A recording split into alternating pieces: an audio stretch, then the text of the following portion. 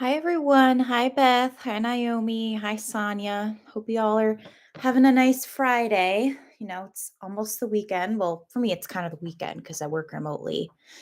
But yeah, so I got a lot to do.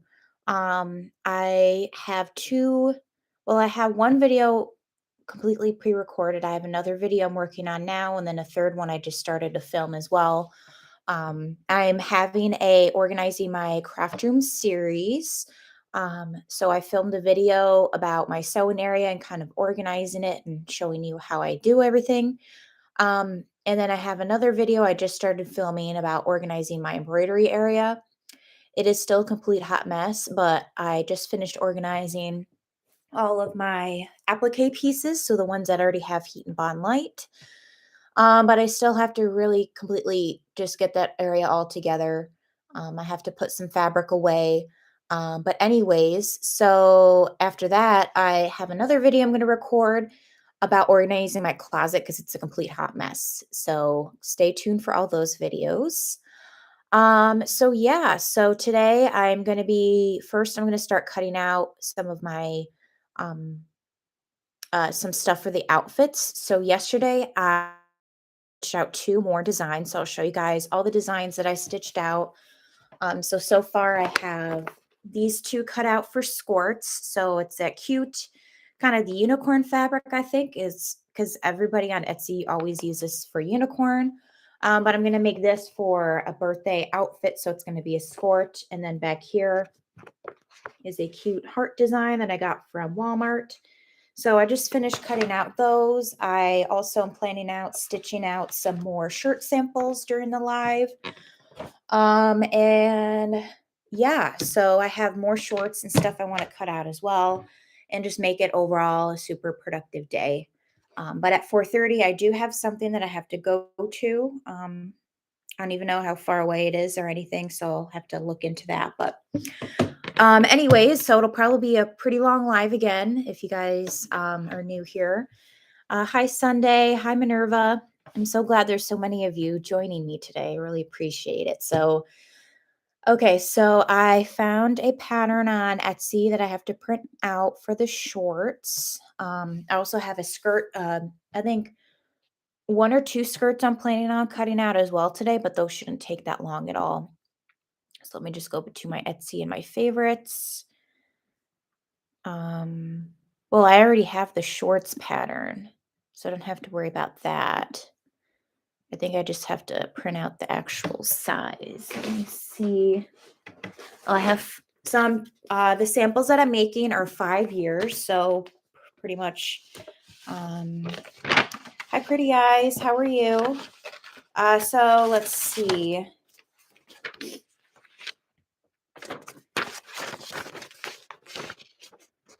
Yes, so let's see, size 5 years and 6 years. Ideally, like to do 5 because then less fabric. Because I don't want to cut a sample out that's just too small because it's for obviously back to school, so they have to be kind of child's age. Please share the link to the shorts and skirts. I'm looking for baby/toddler sizes. Absolutely. Let me include in the description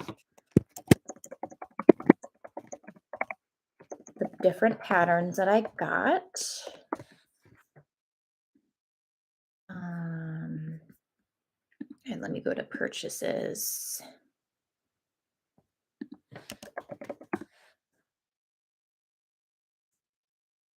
Oh, it goes up to 12 years. Interesting. Definitely going to edit that to my Etsy shop. So let me include that in the description. So I got the skirt pattern, which I'm actually about to buy now because the skirt pattern that I bought previously only goes up to 5 years. So this one that I'm looking at now, it just looks pretty straightforward and simple. It goes all the way up to, so it's from age 1 to 10 years. So that'll be a good pattern. So I'll copy and paste that in the description as well. Um,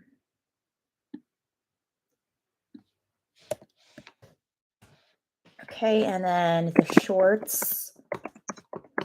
I actually, let's see. Oh, how did I find it? Yeah, because I actually found it through another YouTuber. Um, let's see here. They're from by mate danamadeit.com. So I'll include that in the description as well.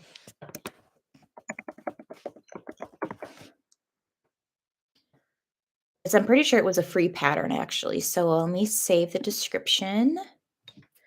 Yeah, so it should all be in the description now. So everything that I'm making today will essentially be linked in the description. Okay, so let me print up the shorts. Um, okay, so I need size 5. Yeah, so it goes from 12 months all the way to 10 years for the shorts. Let's see, there's 3 to 4, 3 to 4. All right, so page 20, 22,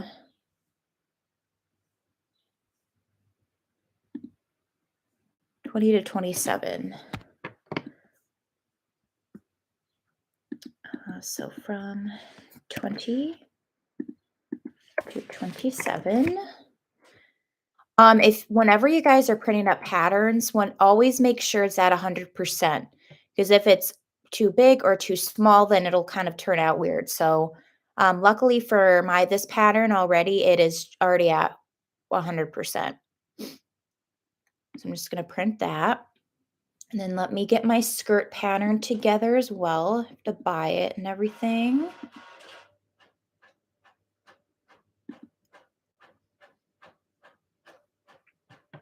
Yes, so I'm just trying to be as productive as I can today. So let's see, view downloads. I'll wait till that's ready.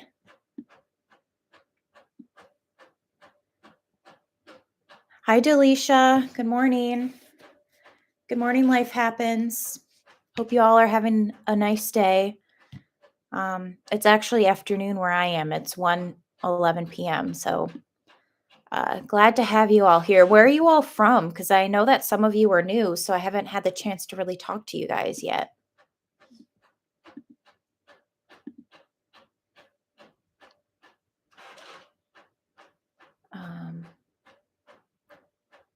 A skirt template. That's what I want.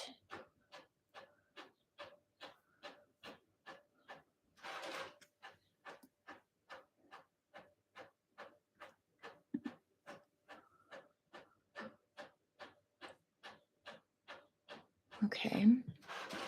I've never done this pattern before, so this will be a learning experience for all. So let me just print it. Yeah, when I automatically hit print it, it was at 92%. So then when I hit fill entire paper, it's up to 100%. So just make sure that it's always at 100% when you're printing out the templates and whatnot. I'm going to print that. I got my tape here to tape it all together. Okay, so it sounds like the shorts are done. And like I said before, I am doing the patterns in 5 years because that's usually, kindergarten age. So that's why I'm doing this. Okay. Virginia, North Carolina, Southern California, Florida, Southeast, Wisconsin. Cool. Well, I'm glad to have you all here today. I'm just waiting for everything to finish printing so I can get cutting. Let me actually get my scissors. I'll be right back.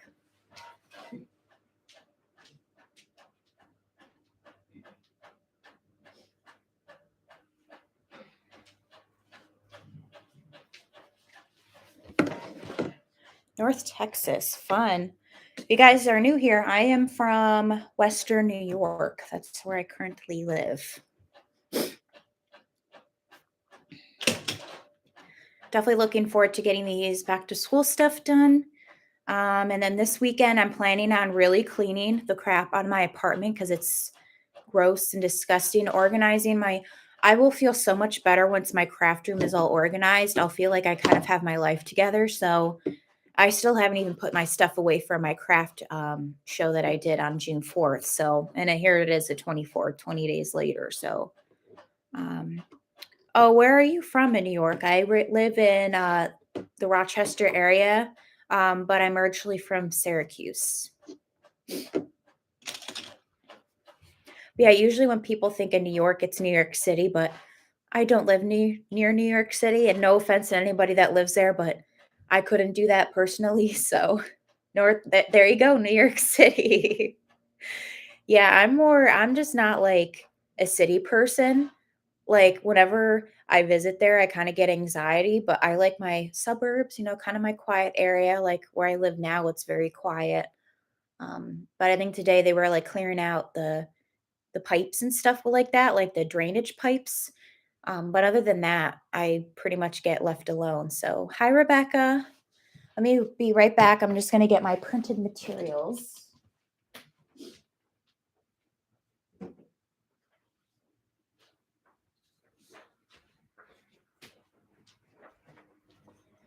Yeah, so I'm actually going to be getting fingerprinted today. So, oh, you did? Was it Syracuse University, Lemoyne, Onondaga Community College,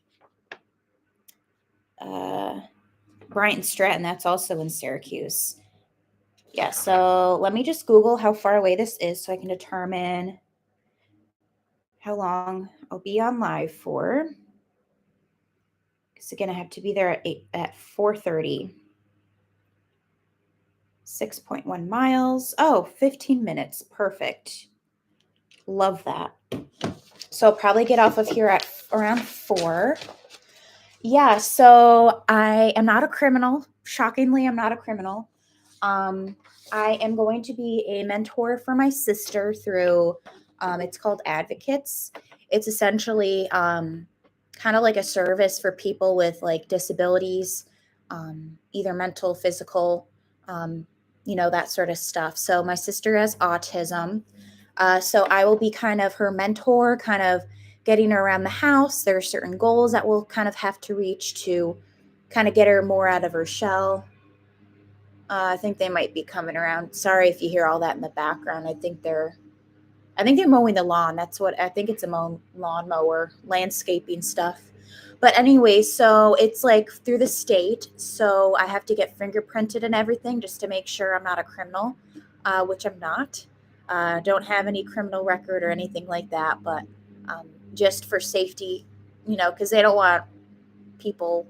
I mean, I don't know. Just kind of to make sure I don't have a criminal background, making sure I'm who I say I am. So that's pretty much what that is. Which I will be going to New Jersey in a few days actually. I was hoping to kind of get this all ready to go beforehand, but essentially I'll be taking my sister out to like stores, doing crafts with her because she loves doing crafts because she's really a homebody, so she only really kind of stays at home. She likes to watch her TV all the time, so just to kind of get her out of the house, and so we can kind of do stuff together and do crafts, and I don't know, just kind of make her as successful as she can be, essentially. But I couldn't do it when I lived with my parents because obviously I lived at the same address as my sister, so since I moved out, though, it's just a great opportunity for me to hang out with her, and then I'll also be getting paid. So um, I'll kind of have two side hustles. I'll have, my Etsy shop, and then, of course, doing my stuff with my sister occasionally on the weekends because I usually go back to Syracuse every other weekend, essentially. So yeah, exactly. I mean, like I said, she's my sister, so I know who she is and how she works. But yeah, so they just want to make sure that I am who I say I am, that everything is all good to go. Okay. I got my templates here, so I'm just trying to figure it all out. Template layout. Grain line cut to. Join.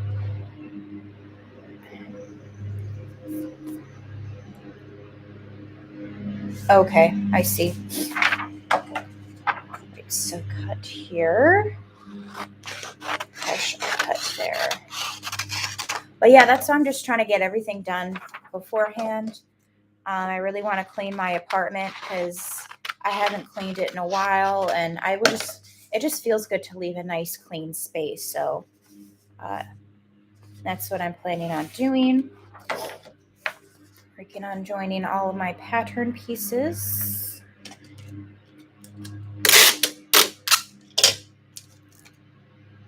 And if you're curious where I'm got this pattern from, it's from Tilly and Ashley. I pretty much already know how to make a skirt. It's just kind of getting the measurements down.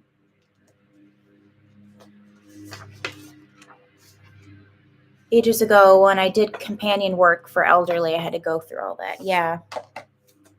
Yeah, anytime you're working with a vulnerable population or just working for the state in general, you usually have to get fingerprinted, which is fine with me. Nothing to hide.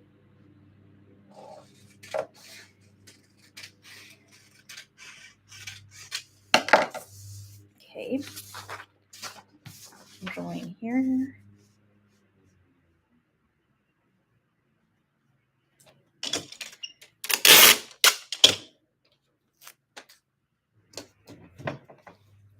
Yeah, so lots of changes going on around here. That's why it was interesting because I went on Angela Jasmina's live yesterday, and she was saying how, get your back to school up stuff now because otherwise you'll be late. And here I was thinking I was early. So, but what can you do? Okay. But yeah, this is a really good pattern. All right, so I probably will do 5 to 6 years.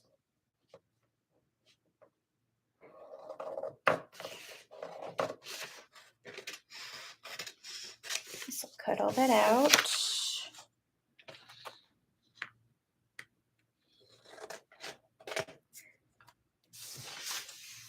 Okay.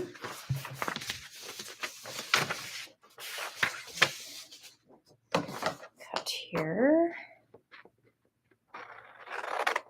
I like this one because it's color coordinated. Sometimes the different people use like symbols, but like you can see the different colors there, so you can tell what color you need for the pattern.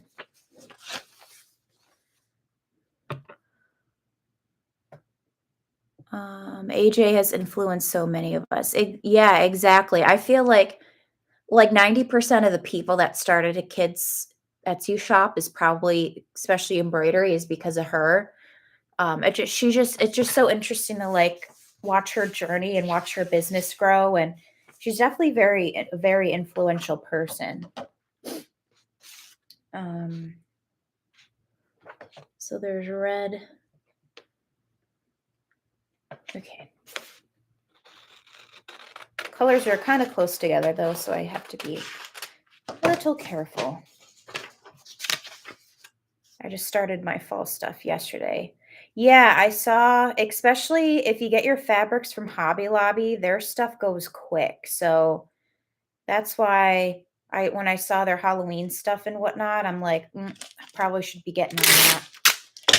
So probably when I get back from my trip, I will start looking at Halloween and fall stuff as well. Join here, cut here.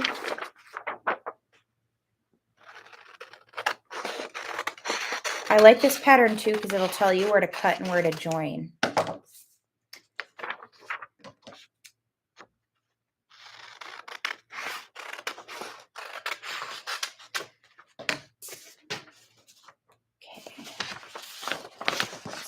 Cut 2 of those. So this will take up a good amount of fabric, actually. That's all right. Okay. It's a little off. There. That moved again. It's fine. Been watching her for over 2 years before she was even pregnant with Roman. I finally decided to take the plunge. Yeah.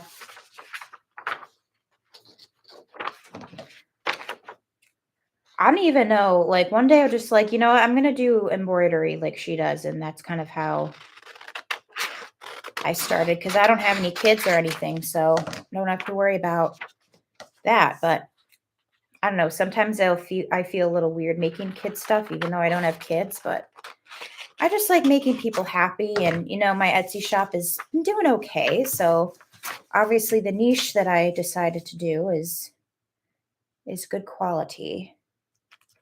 But again, a lot of people make the same stuff over and over. I think that's what makes mine a little different is that I have some items that you wouldn't normally think about. What embroidery machine do you have? I have the Brother NQ 1600E embroidery machine. It's also known as Innovis. I actually don't think they make this machine anymore. It's actually discontinued, but they do have a 1700E embroidery machine. It's basically what I have, except it is wireless, so you don't have to worry about a USB plug and all that stuff. But I found that it doesn't really make much of a difference for me. I have the NQ 1600 and just got the PRS 100. Nice. Yeah, I've been investigating embroidery machines for myself, like multi-needles. So hopefully fairly soon I can upgrade, but we will have to see. I'm still in the research phase. Plus my Etsy's not like super successful as I was hoping it would be. So, but if any of you were part of my last live, you know that I was having issues with the USB stick or the USB plug. That's because the USB was old. But it works perfectly fine. Almost immediately when I hit the USB symbol, like all my files pop up. So it's very nice. I got a brand spanking new one. So here is the pattern. So we cut out the 5 to 6 year size. So I'll put that to the side. Hoping for the buy embroidery machine by the end of the year. That's what I'm thinking about too. But I was concerned because some people were saying that the buy is loud, but apparently the Racoma embroidery machine is even louder. So I just thought that was interesting. Okay, so cutting out 5 year size for the shorts. I'm used to this one all the time. Pretty much almost have all the sizes cut out except the 5 years apparently. Okay.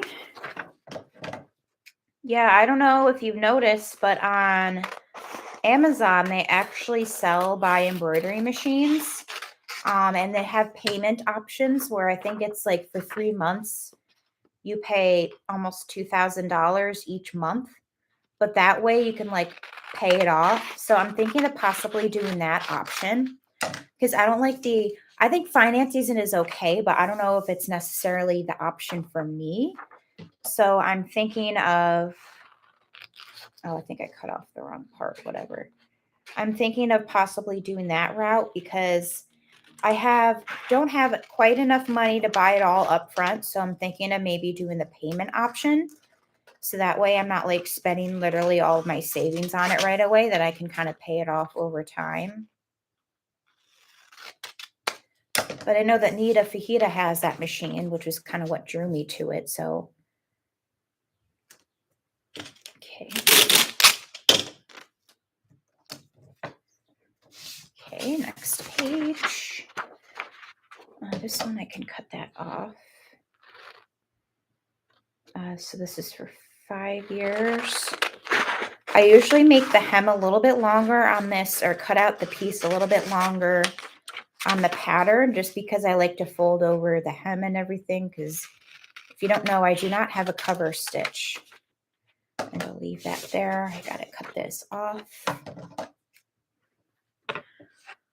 I got a 12-inch extension for USB port because I was having issues with machine reading it, and that fixed it. I will both be on their same page. You get a USB extension cable. It stays plugged into the machine, then you can plug the USB back into the cable. That way you aren't pulling your USB in and out of the machine over. That's a good idea. Yeah. Somebody else said that in one of my lives, actually, I think. So I might actually do.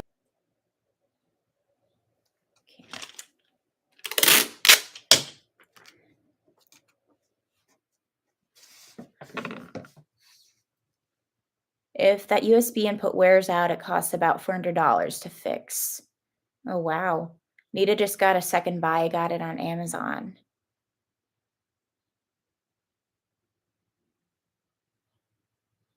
Okay. Yeah, what machine do you have again? So do you have the buy then? The embroidery machine?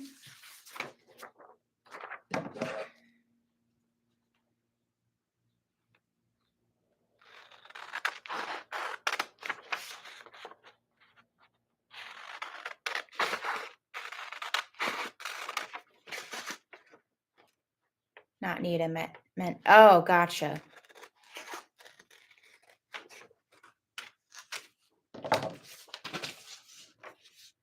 Everybody's talking about the USB. Gotcha. Okay.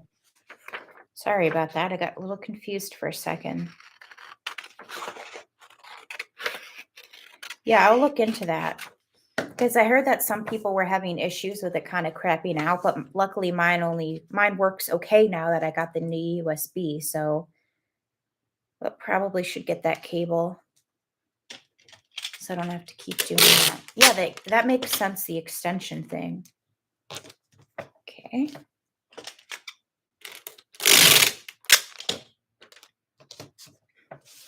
So there is the front all put together. I only have single needle. I have to go, but we'll be back. All right, no worries.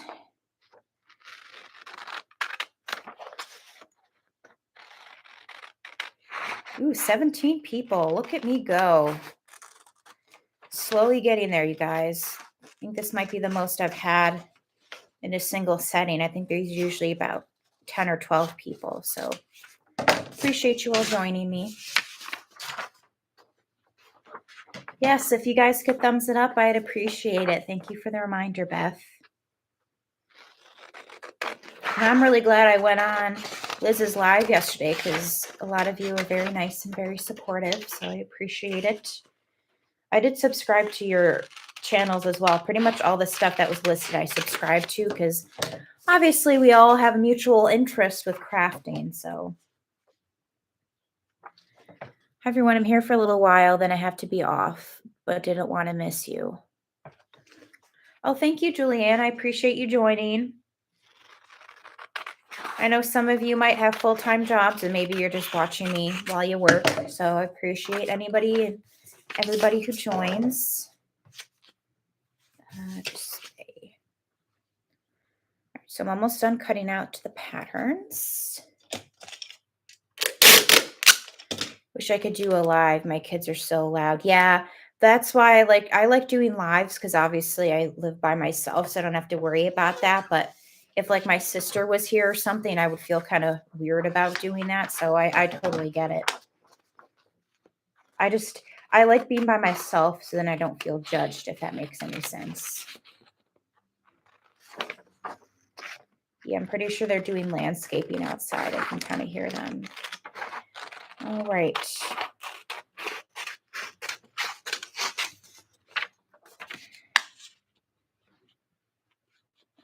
There. So I'll probably do the skirt first because that should be pretty easy, pretty straightforward.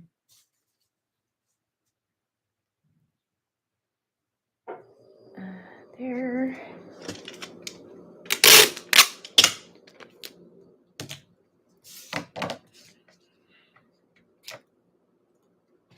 And cut that a bit more.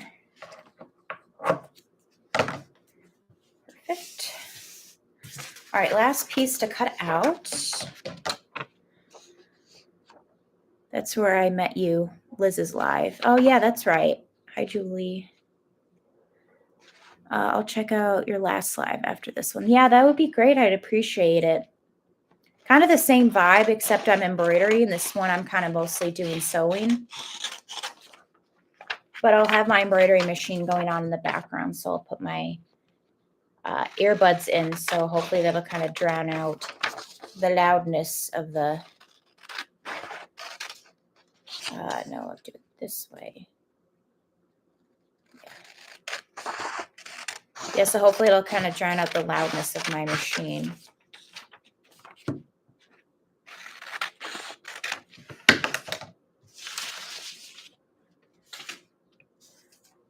Perfect sense, but I don't mind people's kids. Yeah, I don't either, but just for me when I go live, I don't know. I'm a quiet person, so I like things to be quiet. But if other people have kids in their lives, I don't care, but like I said, I live by myself, so I don't have to worry about the distractions. Okay. So we got those cut out. Let me get the fabrics. Show you guys what we're working with today.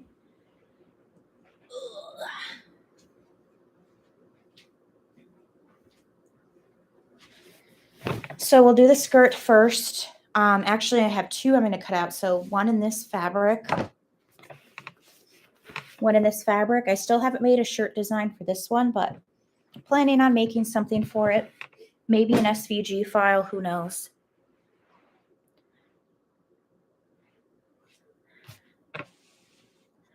I did a live this morning and had my kids being a little loud, but it's life. So yeah, exactly.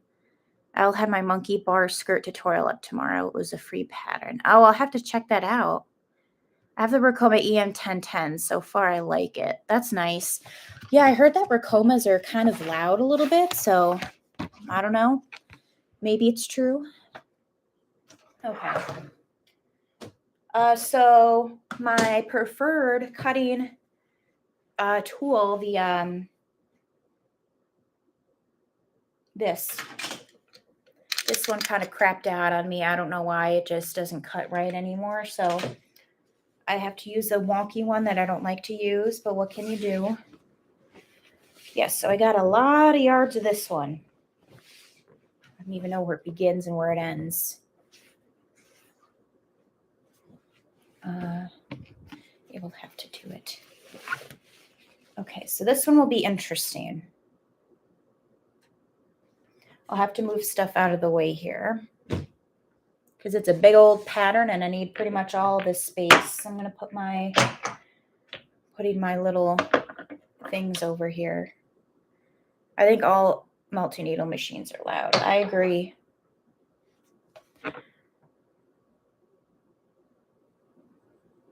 What is your first name, if you don't mind? Adriana. Cool. Well, welcome, Adriana. Do you pre-wash your fabric? I do not. Not too loud, but I have a big area in the basement. Yeah, I don't pre-wash my fabrics because the patterns pretty much kind of already have it where if it shrinks, it'll still fit. So, oh gosh, I have stuff everywhere. Okay.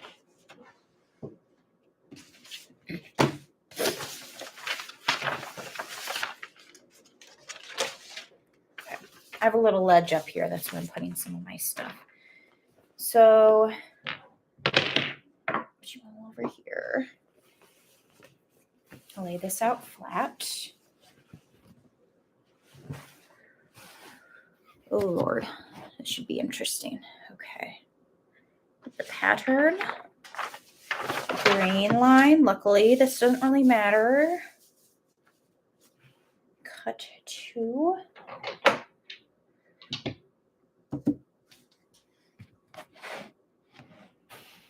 There you go. That's a nice angle right there.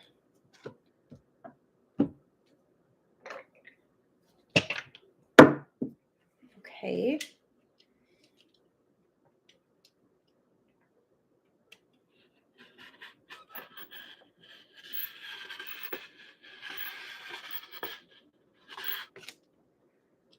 This one cuts like crap as well, so oh well.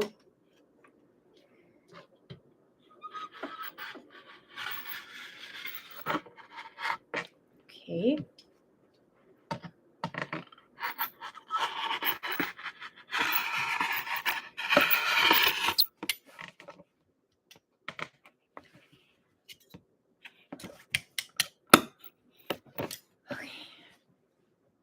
Kind of have a rickety table over here, so hopefully it doesn't collapse on me.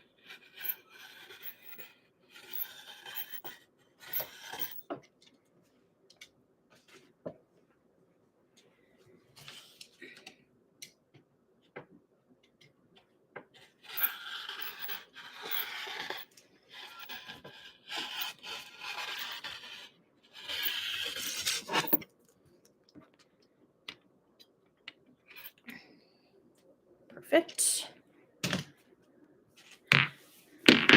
Can I ask what you were cutting out? Absolutely. I am cutting out a skirt. It's a 5 to 6 year size because obviously I'm making back to school stuff. So I have to cut out 2 of these. I just finished cutting out 1, so I'll fold this up. Yeah, you guys feel free to ask any sorts of questions. I'm more than happy to share. Okay.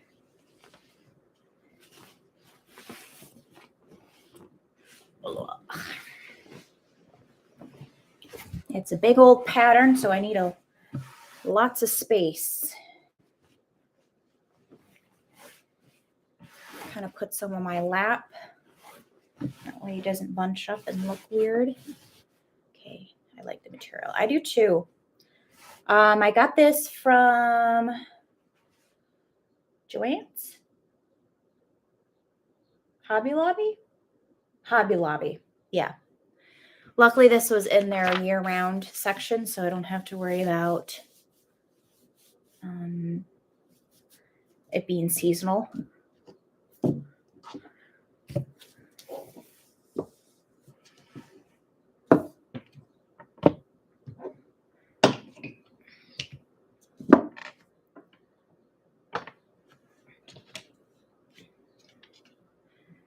Yeah, I live in an apartment if you're new here, so when I think about my next machine, I kind of have to think about, make sure it's not too loud.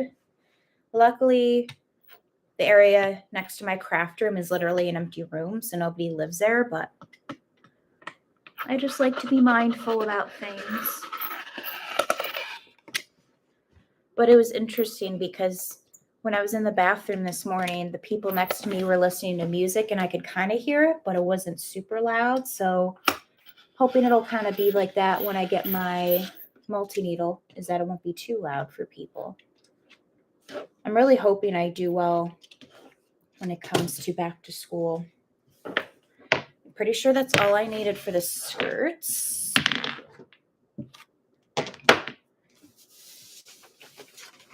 So I'll fold this up. Or no, I need it to cut out another skirt. I'm going to fold these up. I have that same material from Hobby Lobby. Yeah, it's super cute. I just thought it's like a fun kind of back to school sort of vibe, so that's why I got it. And then fold that in, and then these are all good to go.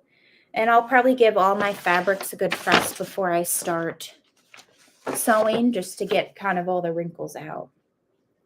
So it's a woven fabric. Yeah, it's a quilting cotton fabric, yes. So yes, it's woven. So there's one. Let me get an empty bolt, and then I can just roll that up onto there. I get a couple actually.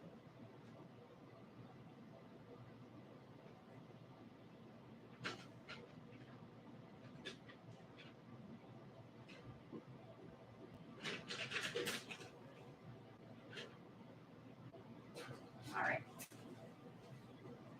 Trying to get everything organized here, so I don't have to do this later. Okay, there's the end.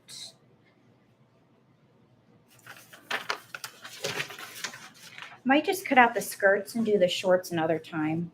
We'll have to see.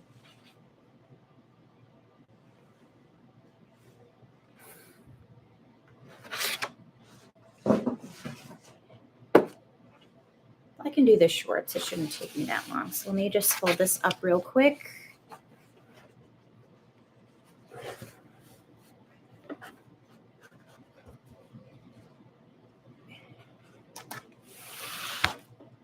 Sorry, bumping you guys all over the place. I have so many of these empty bolts because I buy my stuff from from Joann's. For the most part, they usually come in bolts like this. Where did you purchase the pattern weights? I got them from Amazon. Once I finish rolling this up, I will put a link in the description. But they're pretty heavy because I had these thin ones originally, but like they're so thin, they just don't weigh anything down versus these fabric weights. So these are much better than the thin ones, in my opinion.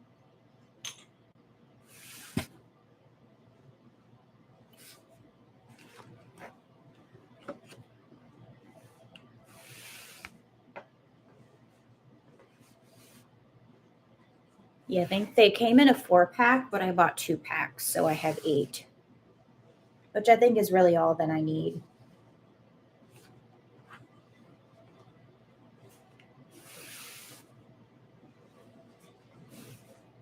I believe I got 5 yards of this, so I've got a lot of it left.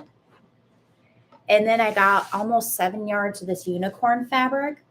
It was like $19 because it was on sale for $3 a yard. It was a great deal. But if you're ever at Hobby Lobby, always check the discount section because you will find some really great deals.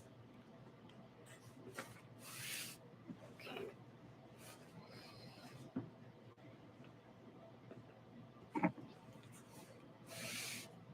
Almost done rolling this up. Then I'll show you. Well, I'll include a link in the description for my fabric weights. All right, here we go, all nicely rolled up.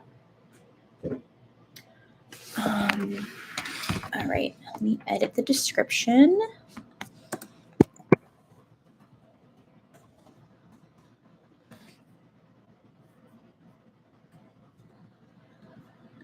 Amazon. Pretty much everything I get from Amazon nowadays. Wait. Yeah, they're Wiseman glass fabric weights. Come in a 4-pack large. They're $15.49 for a 4-pack. So I will copy, paste, save. Let me know if any of these links that I include don't work, but they should be working fine. All right. Kind of balancing on my ruler here. Let me just move that. Okay, and then we're going to cut out. Oh, that's right.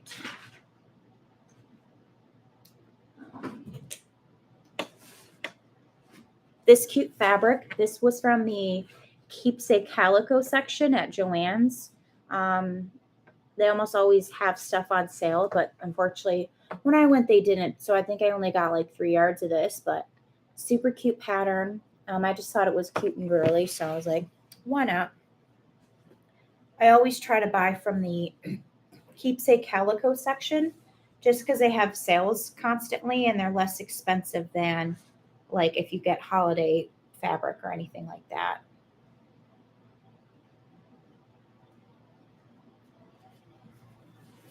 Okay. So lay this one flat out as well. Oh wait, I don't like that direction. I'll have to do it this way.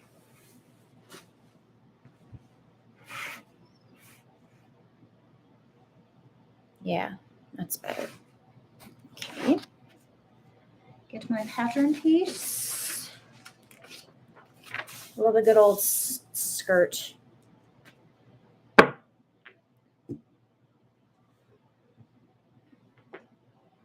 See, I kind of need you guys like back further. There you go. Put that there. I usually put 2 in the middle, and I don't have to worry about it going anywhere because it's weighted down.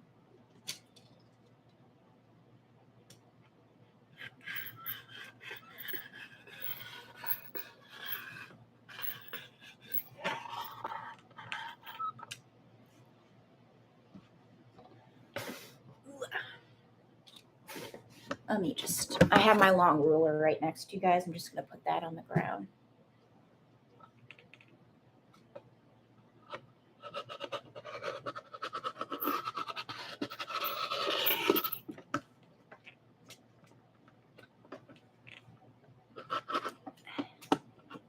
Kind of hard to cut it at this angle since I'm sitting down. I probably should have been standing up. Okay, I'll stand up for this one.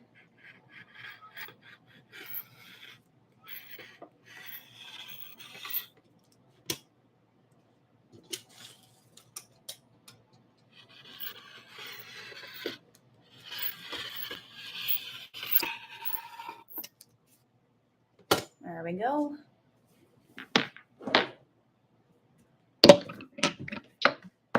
You all are just joining. I'm making back to school items for my Etsy shop, and I'm cutting out a skirt.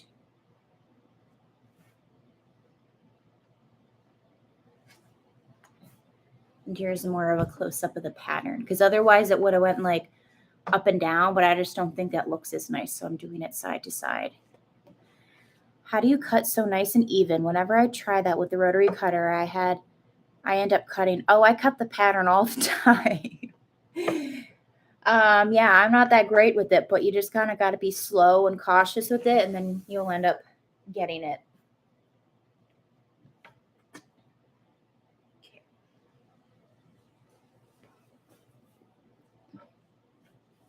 So then this way, I won't be using as much fabric because it's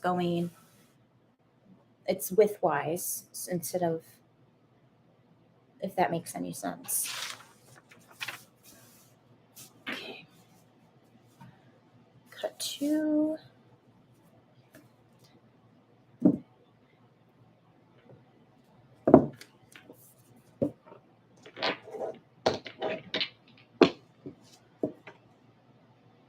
LOL, I give up and use scissors. Yeah.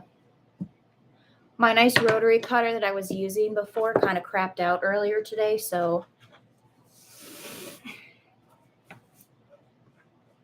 I kind of have to use this one that I don't really like as much. Bingham Bliss turned me on to Spoonflower, so I have been customizing my fabric. Now I don't have to worry about buying from stores and then running out of stock. Yeah. Yeah, that's a good idea. I've been looking at, I actually have some fabric from Spoonflower as well, because I'm hoping to make some baby blankets. But again, time is not my friend apparently, so let me stand up and cut.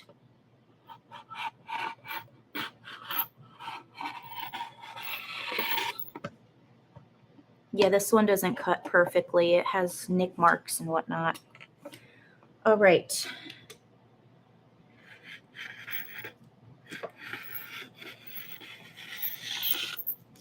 Perfect. So 2 skirts are cut out, ready to roll. Maybe I'll cut out a couple pairs of shorts.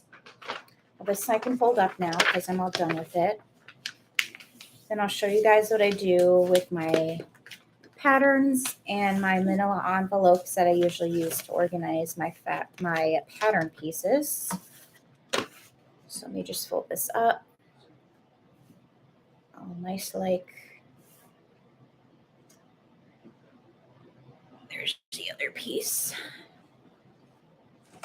So since these are all the same sizes, I'm just putting them in the same exact folder to kind of keep everything nice and organized.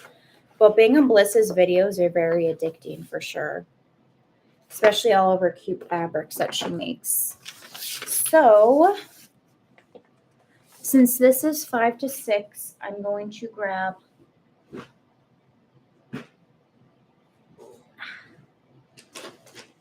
my 5. Oh, I don't have it.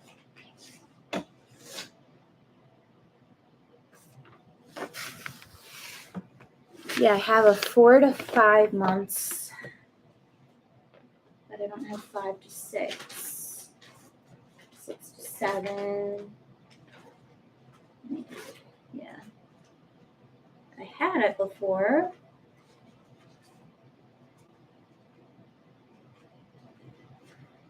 Still have to sniff around for that one, but I'm just going to put this back. So 4 to 5. And I'm just going to shove this in between. I have a little basket here that I keep all of my pattern sizes. All right, so since I already have a design ready to go for this one, I think I'm going to cut out this fabric. There's never enough time, LOL, especially when you suffer from shiny object syndrome. I have a hard time staying focused on one thing. Hence the reason why I have 5. Oh my gosh, 5 Etsy shops and 1 eBay store. That's crazy. Wow, I can't even imagine. Like, I struggle to manage 3. So, what kind of Etsy shops do you have? Why did you open up 5? Because that's commitment right there. I don't know.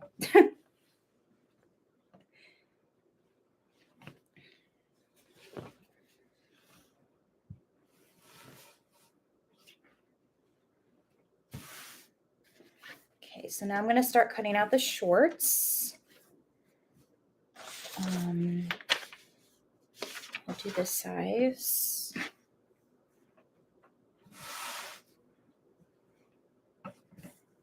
Yeah, I have 3, so I'm kind of high up there as well, but I couldn't imagine doing 5.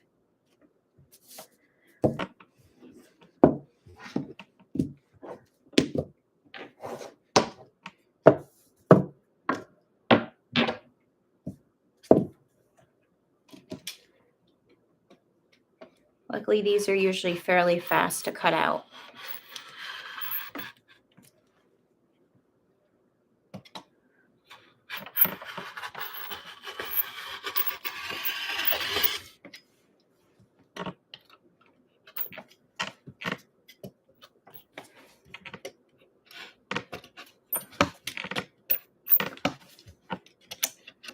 Yeah, this rotary cutter sucks. Darn, I have to run by everyone. Catch you on the next live, Megan. No worries, Julianne. Thank you for stopping by. I appreciate it. I hope you have a great rest of your day.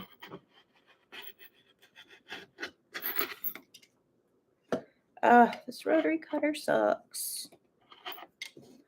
Yeah, these shorts will work up really fast, even though they're kind of a bigger size than I'm used to. They should be working up very nice.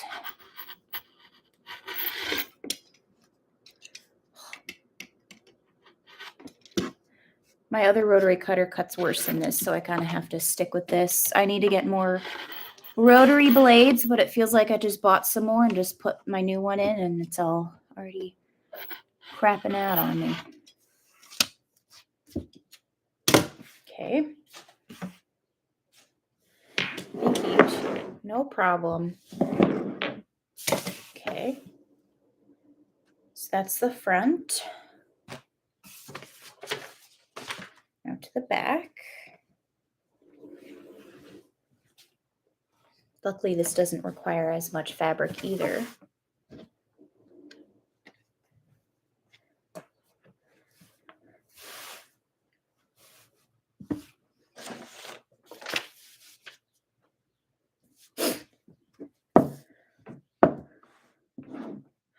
We'll have to leave soon. My clients for my other business decided they wanted Friday afternoon meeting. I usually reserve Fridays for my own accounting. We'll watch rest later. No worries. Thank you, anyone and everyone who, even if you joined for a second, I appreciate the company and the support and everything like that.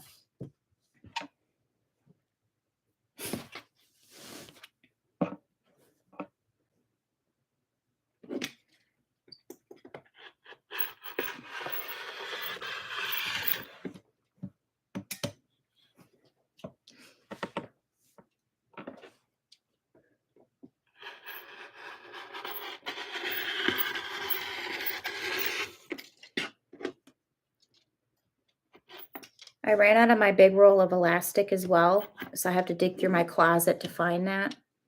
But that'll be for another video. I have some temporary other type of elastic that I'll use for this.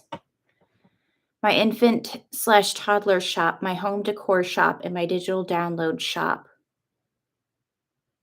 Oops, that says 6 Etsy shops. Okay, no worries. Yeah, I don't know how you keep track of everything. Like, that's crazy. Do you sell like SVG files? What do you sell in your digital shop? Maybe embroidery files. I would definitely be interested in checking it out if you sell like SVGs or embroidery or something like that. Because obviously digital stuff, you probably don't have to monitor as much because they buy it and you don't have to do anything. Yeah, I can barely handle one. Same. Like I said, I have 3 Etsy shops and one I turned on vacation mode just because I couldn't handle it. And people were messaging me about making custom stuff. And I'm like, look, I barely have time to breathe and my one shop's doing well. So I'm going to have to shut this one down for momentarily. So I can't even imagine having 3.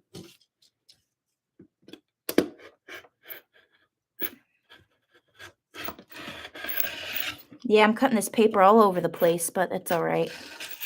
Oh, I don't know how to cut things, apparently. Oh, I cut it even more. Look at that. Cut off the 5 and the 6. Okay. So there's that. Get my 3rd folder, put that in there.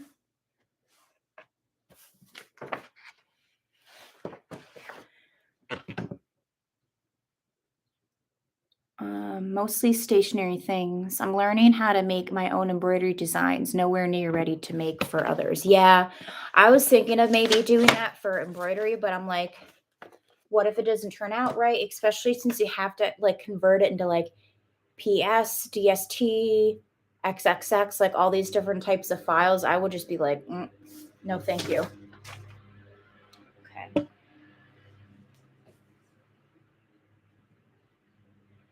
Trying to fold as I go, kind of failing at that, but yeah, this fabric I think I also got from Joann's. All this fabric is quilting cotton, also known as woven fabric. Okay. Nice. We'll do the navy. I'll just keep cutting.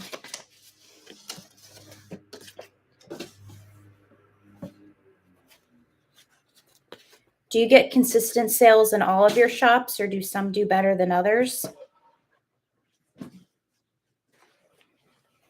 But 6, that's a bit too much for me. Okay. I got this fabric from Walmart, in case you're wondering.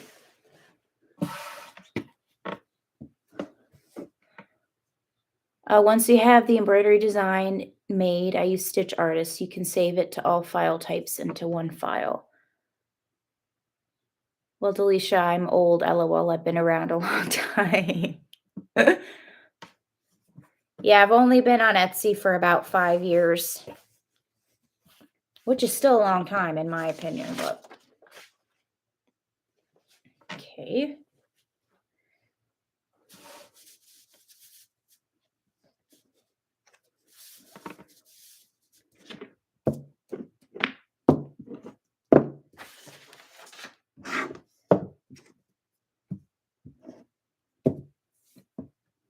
I'll probably just cut all my fabric now. Why not?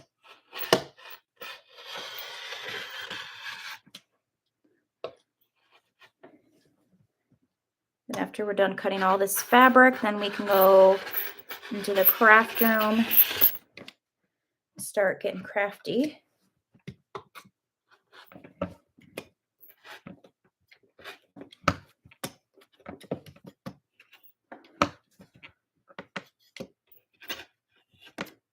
Are you guys working on anything? Working on orders or just hanging out?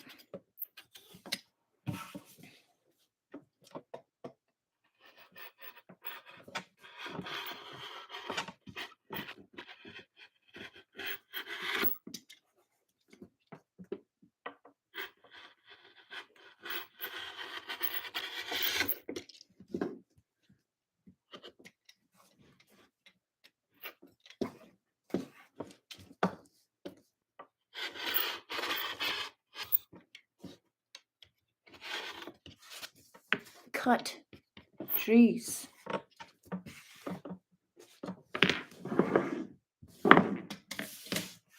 Cute. Probably have to use black thread for that one. There's that.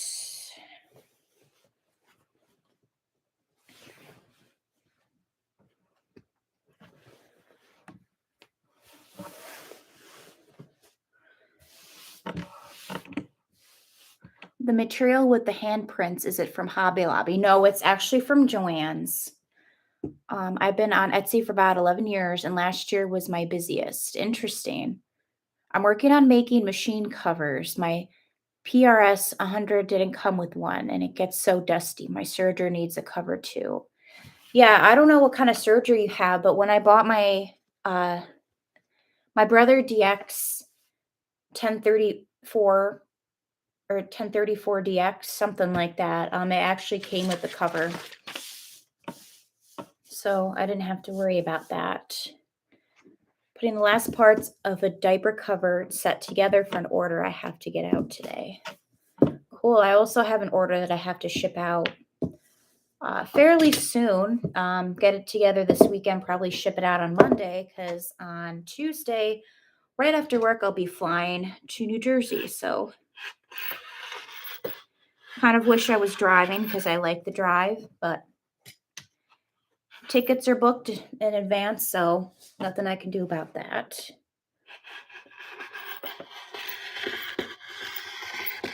Oh, that cut like crap. Ooh, it actually did well. Nice.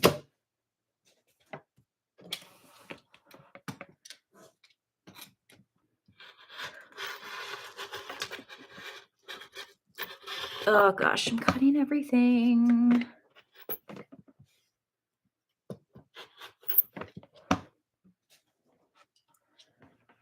I have that serger. Lost the plastic cover. Yeah, I lost it for my first one as well.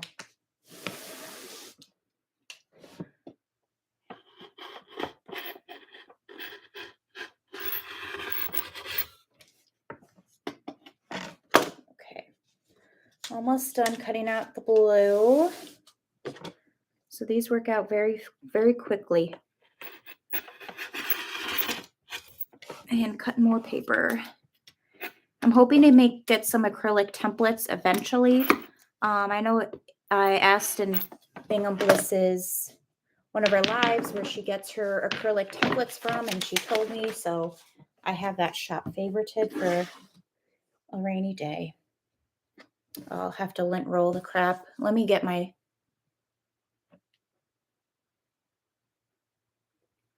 I saw my lint roller. Don't remember where it was, so that'll have to do for now. Okay, so I got these two. Add this to the shorts section.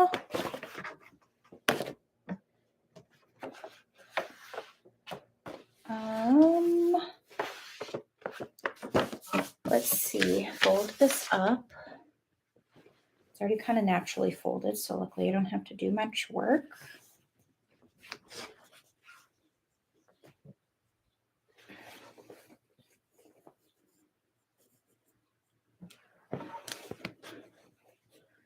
All right, I might actually cut out one more pair of shorts, and then that'll be it. Thinking this gray. Yeah, so 3 pairs of shorts, 2 skirts, and 2 skirts. I feel like that's a good amount of stuff.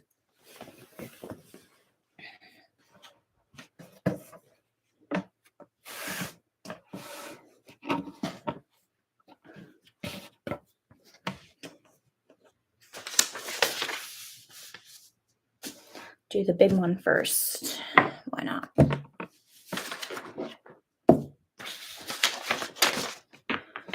Hi everyone. Are you making girls and boys, or just girls? Just joining the chat. Hi Jasmine. Thank you so much for joining today. I am making girl and boy stuff. So I have 3 pairs of boy shorts that I'm cutting out, which this is my last one. And then I have 2 skirts and 2 skorts. So I'm making for both girls and boys because I feel bad because I'm pretty neglectful when it comes to boy stuff. And I don't intend to be, but it just kind of happens that way sometimes.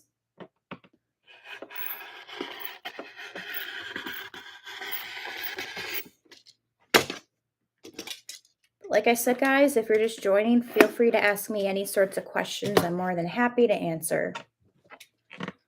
I love teaching you guys stuff. I learn things from you guys as well. So love the chat here.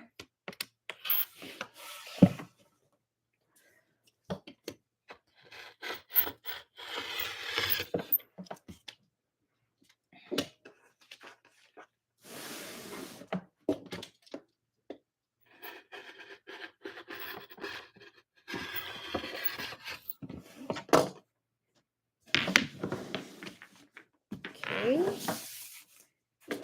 So this is kind of the fabric. It's like a gray striated pattern. I know you can't really tell in the light, but it's really cute.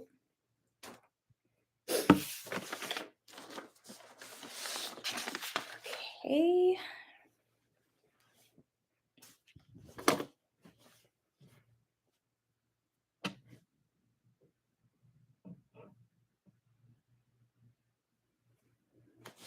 Did I cut something weird? No. Oh, that's because, got it. I was kind of thrown off by this curve here. I didn't know where that was exactly coming from. Okay. So last thing to cut out, and then we'll go to the craft room, throw up a design on the embroidery machine, and start sewing. And I'll also show you the samples that I made yesterday as well, and on the previous live in case you haven't seen it.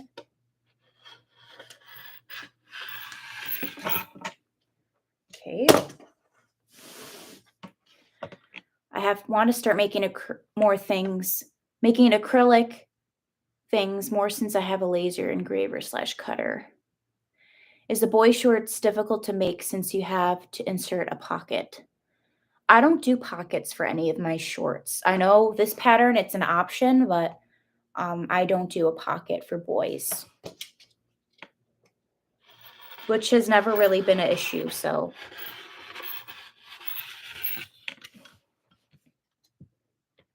but the difference between the boys and the girls is that the boys is longer in length and the girls is shorter. So that's how you can tell. So even if I don't do the pocket, you can still tell the difference.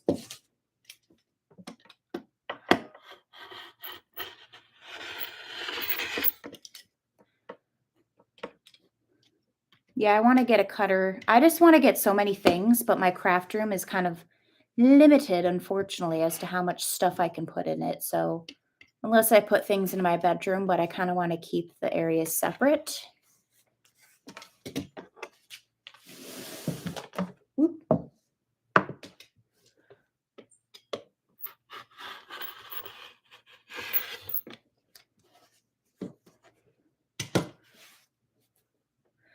I've done the pattern that Nita did, and the pocket was extremely easy. At least I thought it was a lot easier than I feared it to be.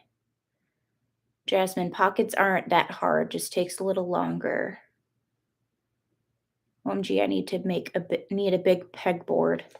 I do too. I'm planning on, I got 2 pegboards from IKEA that one, I would love to put all my embroidery thread on it and just do it that way. And then the other one, I'm not exactly sure what I want to do with it. So it just, the box has been sitting in my room for weeks, my bedroom, because I have nowhere else to put it.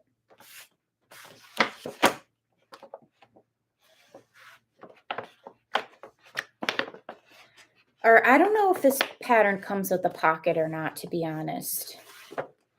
I feel like it probably does. All right, let me fold this one up. Then we will start to go to the craft room, which is a complete disaster. So I will have to start cleaning stuff up, which I might work on recording my next video as well while we're also on live. So I don't have to worry about doing that.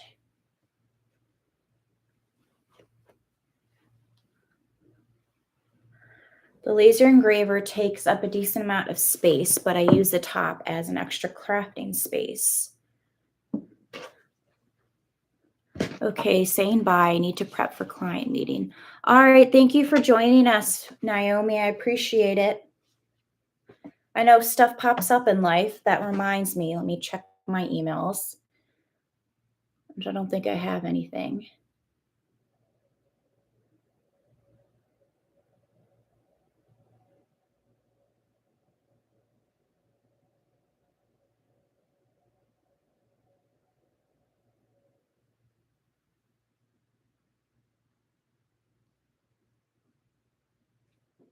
Okay. Nope. Good to go. Sorry if I missed the answer to the questions, but what pattern are you using for the shorts? I get it from danamadeit.com.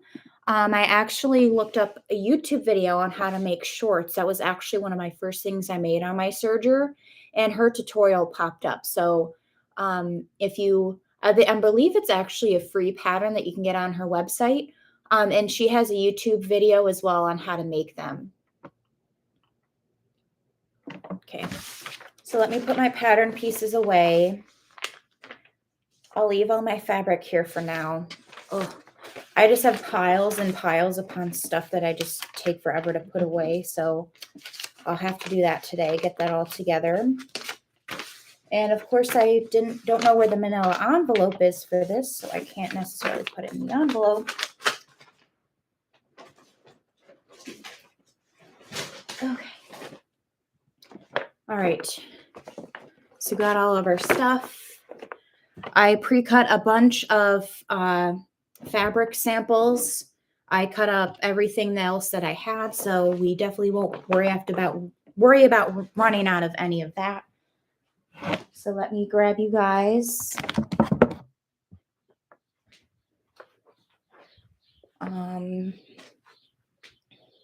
I'll put you over here for now because I have to get rid of stuff on my little sewing table or my extra table. I have some stabilizer I have to put away as well. Okay. Get the fabric.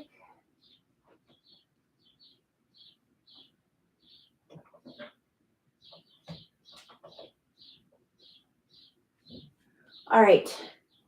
Yeah, you can see my thing that I have here because I was filming. Okay. I have hordes upon hoarding of stuff here.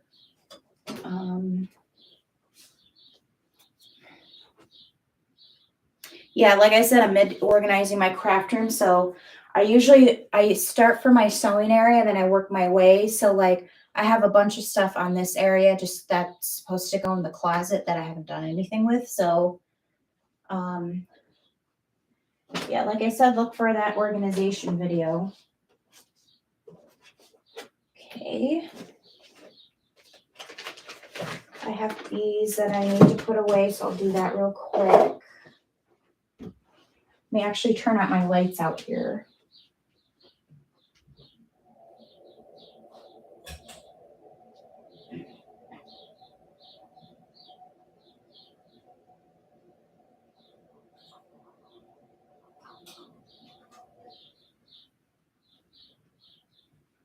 All right.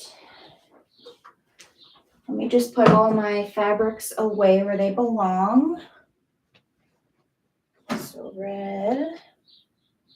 I think I have a video on organizing all of my fabrics and how I do it and everything. Let me go there. And pink with the pinks. All right. So let me bring you guys over here. I'm going to start hooping my embroidery projects. Okay.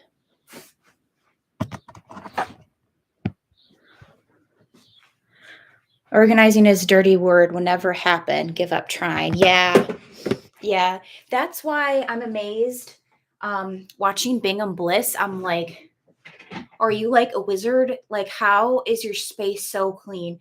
And then when she says it's dirty, I'm like, girl, you would think I would be living in a dumpster, how dirty my craft room can get. Like, oh, I don't know how she keeps it together because she would have to like constantly, like every second, be putting stuff away and organizing. And I just can't do that. Okay. Do you order those boards that your fabric is wrapped around? I'm looking around your craft room. Be nosy. No problem. Yes. So these are the boards that I order. So they are from Current. They're 100-piece comic book boards. They're super thick and really nice. So this is what I have. I think I actually originally bought 2 packs of these, and then I ran through it all, and then this is my 3rd pack I'm going through. So any new fabric that I get, I'm trying my best to put on my fabric area. I have to do that again just because I have fabric literally all over the place. Right next to you guys, there's a bunch of fabric, so that's what I use. What is a sample fabric and where did you purchase it? Is it sample fabric for your embroidery designs? Yes. So I use something called knit interlocking fabric, which I get from Joann's.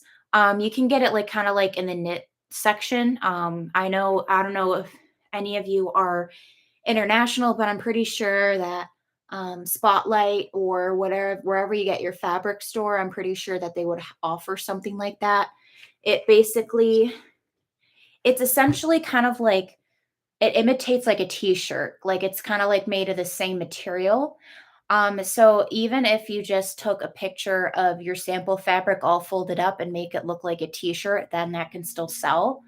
But I usually Photoshop. So I take a picture of my designs, a close up with this fabric, and then I Photoshop it using Canva Pro.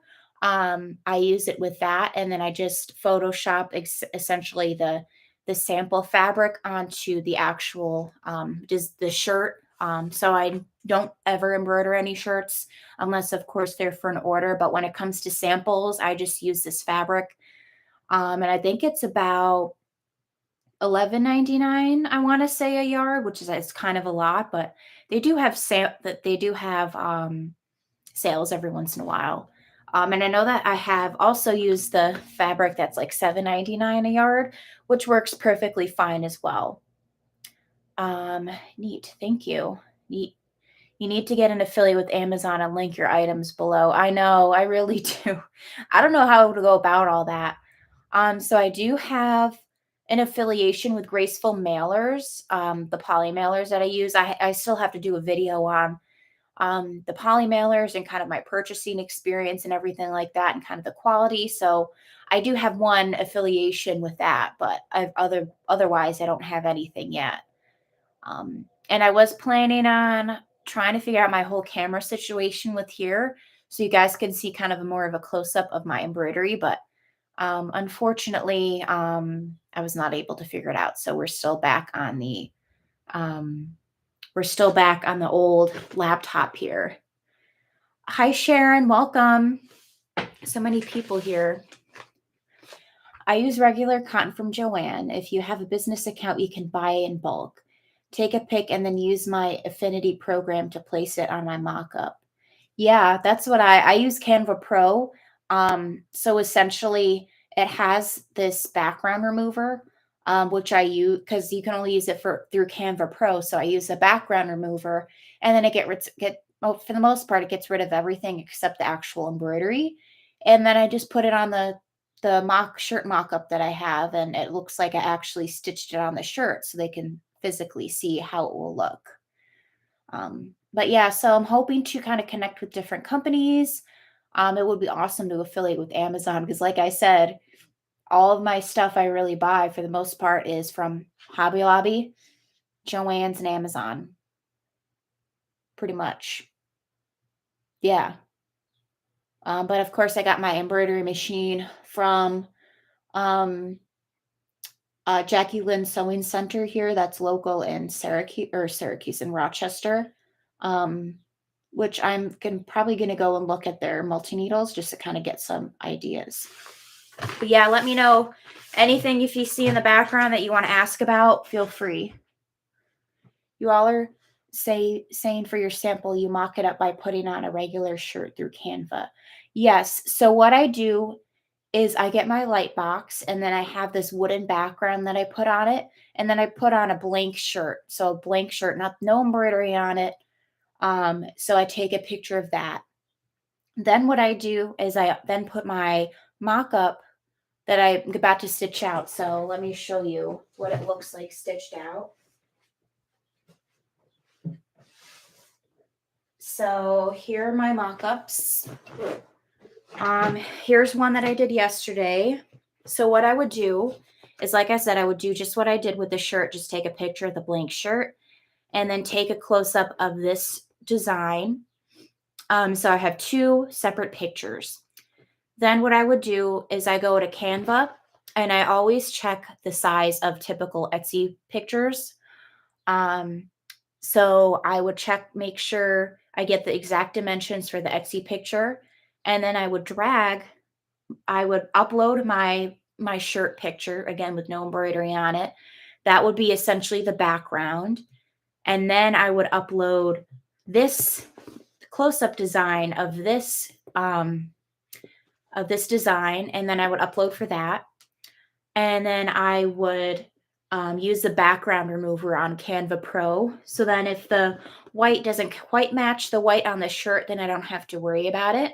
And then it would essentially get rid of everything except the embroidery. And then I just kind of size it down to what looks right on the shirt. And then I save it to my desktop. Again, making sure the size is exactly what Etsy's looking for. And that's essentially how I edit my designs. But I do have a video on how exactly I do this all more in depth. So you can kind of see it all be done out using Canva Pro. That's a good tip because I just fold my sample. Thank you. Absolutely. I think that's what makes you stand out more is like so many people just fold their samples, which is fine, but I think people want to see exactly what it would look like on a shirt. So like, for example, my girl shirts have puff sleeves. If I just folded over the design and took a picture of that, then they wouldn't know that it would have puff sleeves unless I had another picture of a shirt. So those are kind of the instances that I would I always do that tip is just to Photoshop it onto the shirt. So like I said, here's one design that I did yesterday, simple bean stitch. And then I did this one as well. I know I did this kind of design in another live, but I wanted it to match that kind of the unicorn, like the multicolor fabric, because I think this would be a super cute design as well. Exactly. I think so too. Me as a shopper, I want to see the full thing as well. Exactly. And then I have my other two designs that we stitched out in the live. So let's start prepping.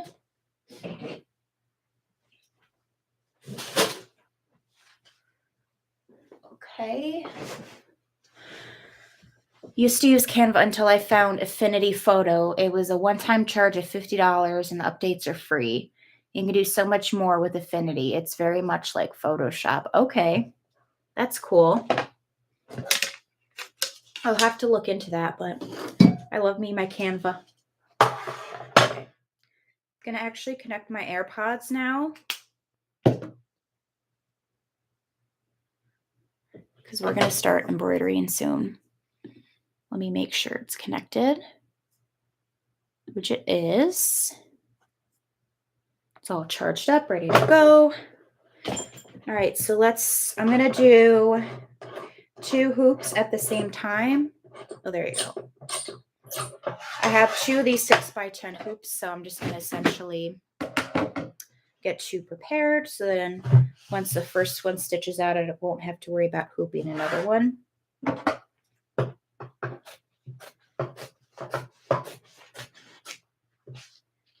Okay.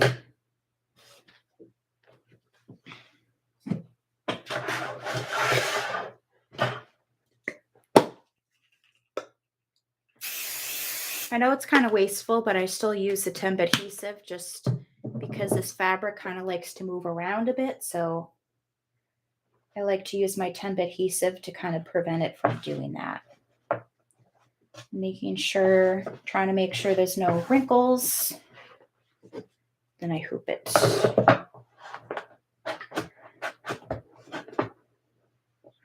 I cheated on some samples for where my husband works. He did the mock-ups for me. Oh, well, you got to do what you got to do at the end of the day.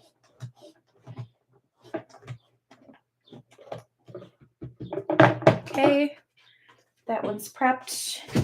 Get my other 6x10 hoop.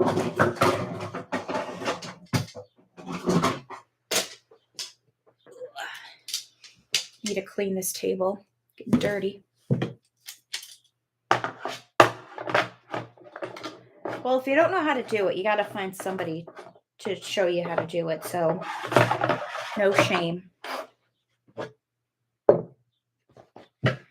So like I said in my last live, I usually use cutaway stabilizer for my samples.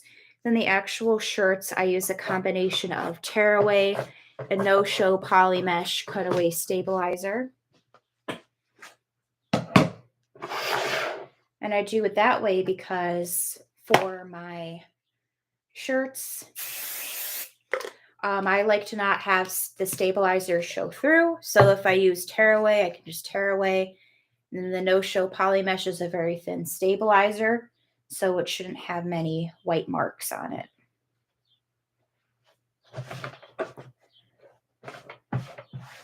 Okay. All right, let's get ready to hoop this one. Oh, your message was retracted. That's not good. I got the 6x10 magnetic hoop for my NQ1600. Love it. I never use spray. Yeah, I'm just kind of weird like that because sometimes, especially if I do the bean stitch designs, it can kind of bunch up the fabric. So to prevent that from happening, I usually just use a little bit of temp adhesive spray. Okay, so both are prepared. So let me move you guys. Ignore. Oh, that's so bad. I'm sorry. That's so bad. I'll put this stuff on top of here so you don't have to look at that.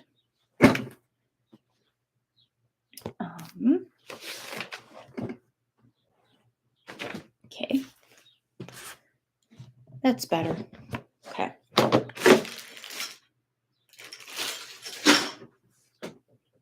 The machine ready to roll.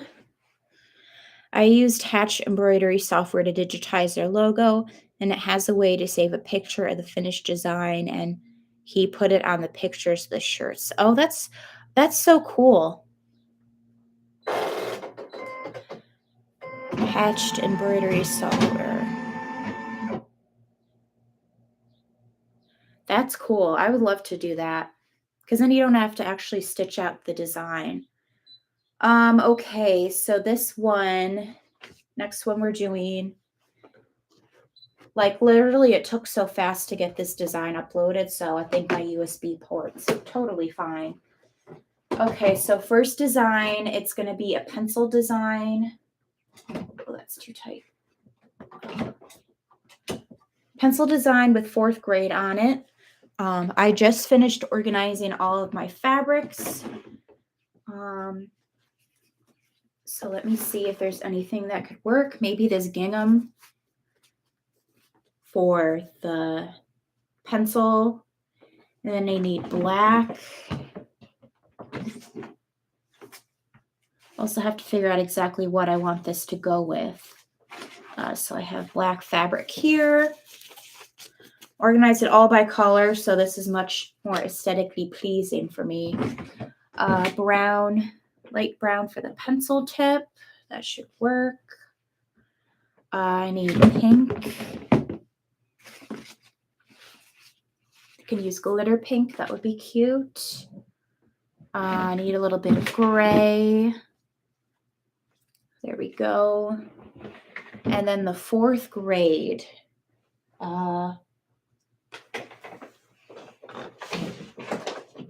I can match that. So let me get that fabric.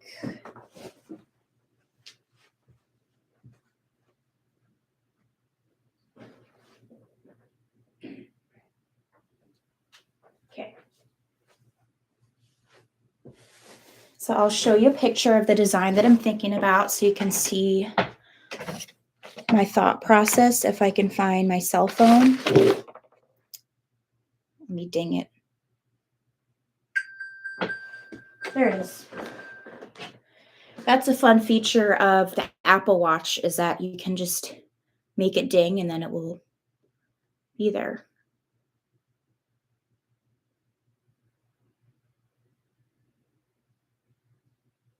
Okay. So yeah, let me show you the design. Let me pull up my Etsy. I'll take a screenshot for you guys. Purchases.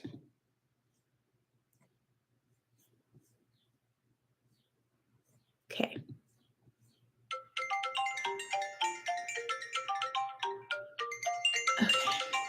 Okay. Hold on, you guys. I need to take this call. I'll just be right in the other room. I'll be right back. Hello?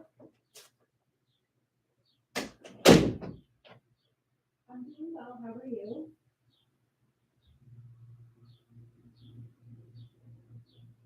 Okay, that's right. Yes.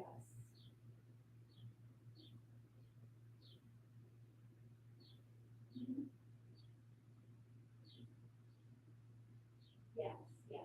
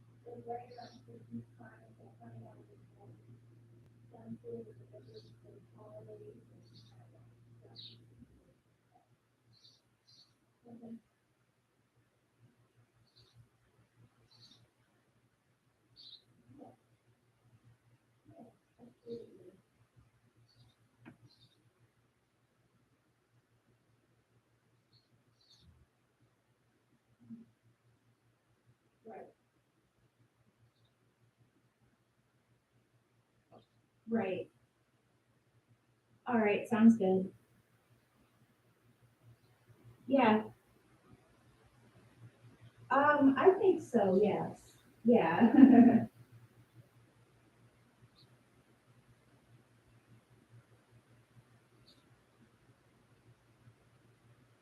All right. I will. All right. Thank you very much.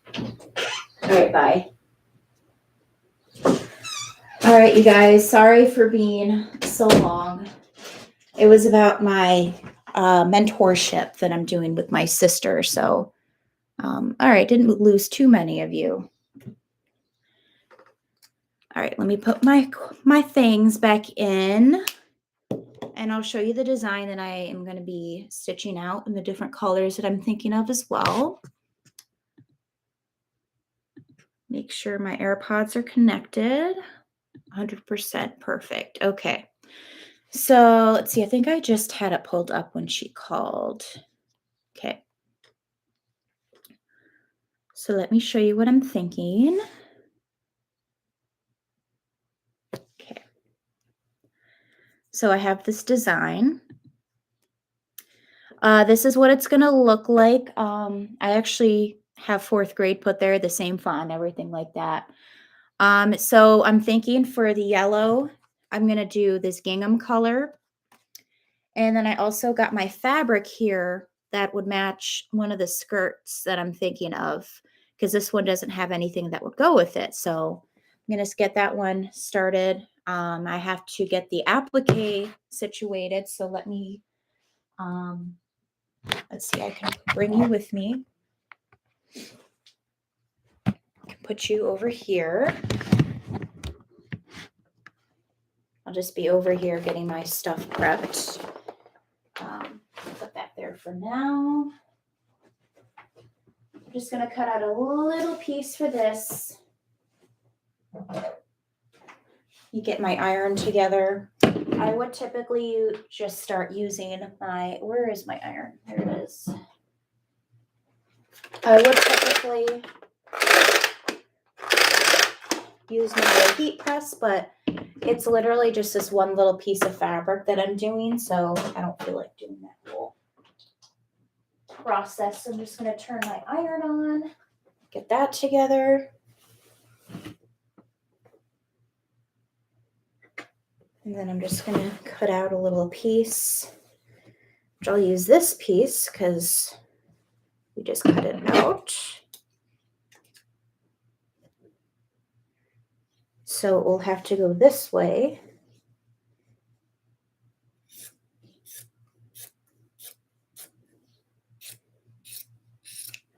Okay.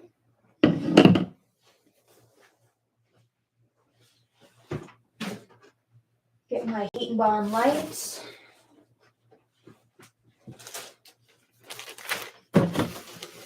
I'm starting to get hungry, so that's great. Okay. Cut that out, get that heat and bonded.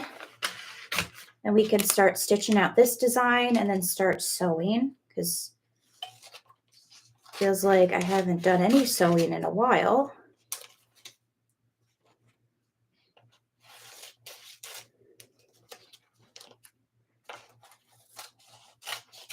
Okay, I'll throw these little bits away in my trash can here. Perfect. All right, I'll put this away.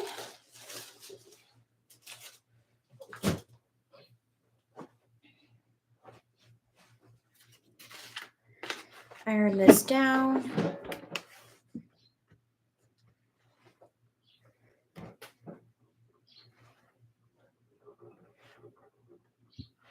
So then this would be super cute on that design. Okay, unplug this. It has the winder thing.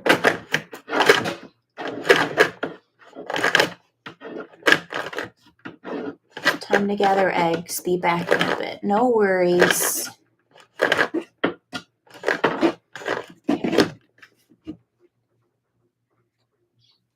Behind. Okay.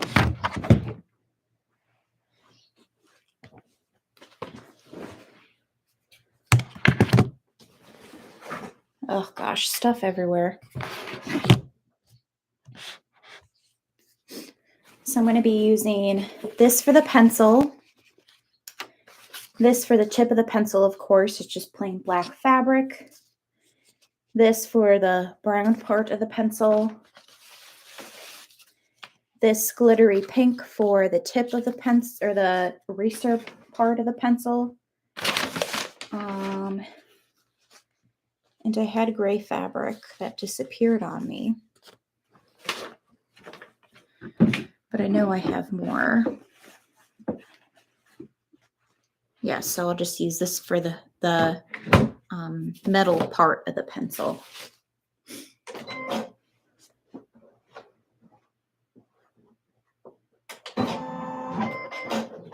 Okay. Got my embroidery scissors here as well.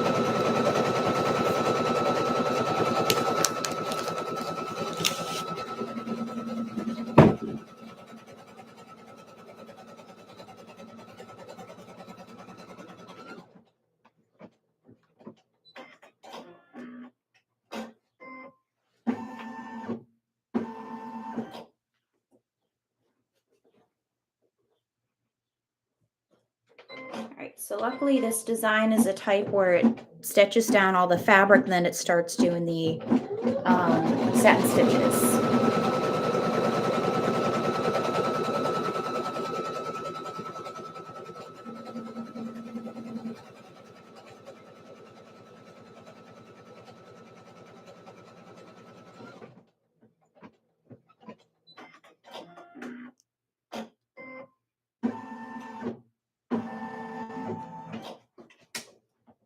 Okay, start cutting. This is for the box underneath where the 4th grade part will go.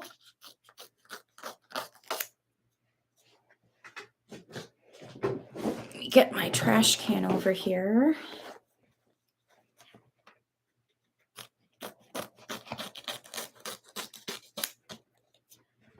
Like I said, I will have to go around 4 o'clock so I can get fingerprinted.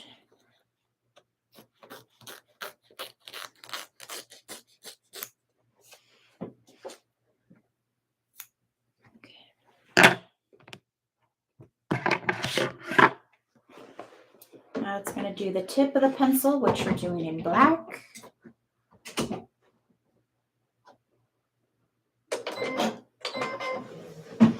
This one's a fairly quick stitch out. It's only 23 minutes.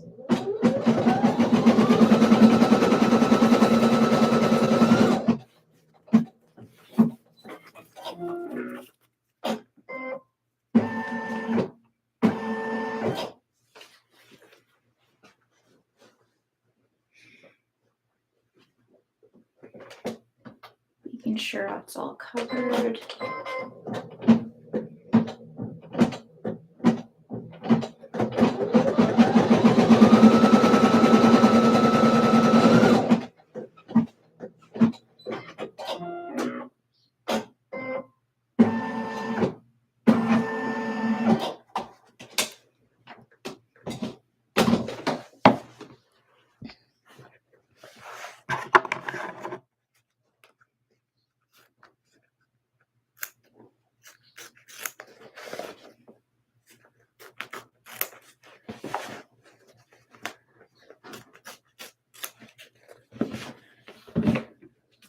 Put it back where it belongs, which belongs in here.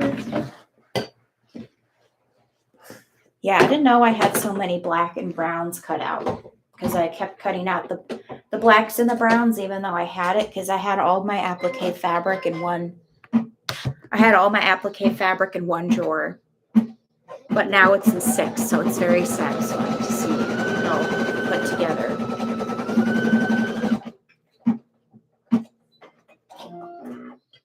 This. Now it is doing the brown part of the pencil.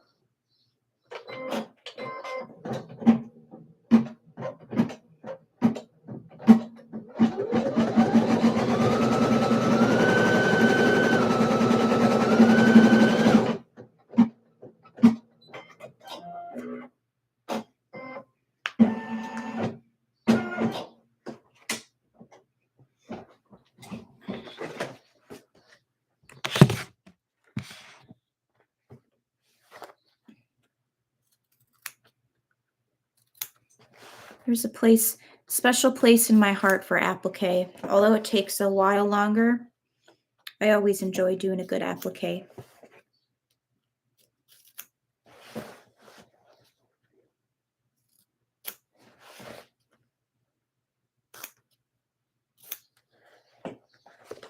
So then I'll put these in the browns. I might get a whole other drawer just for colors as well, because I kind of have my greens and purples and blues all in one area. So it'd be ideal if I could kind of separate those.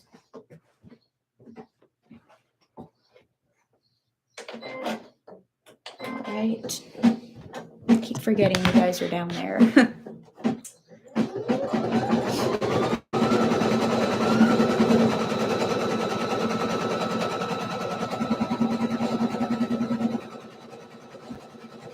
Ooh, I got 2 new subscribers. Sweet.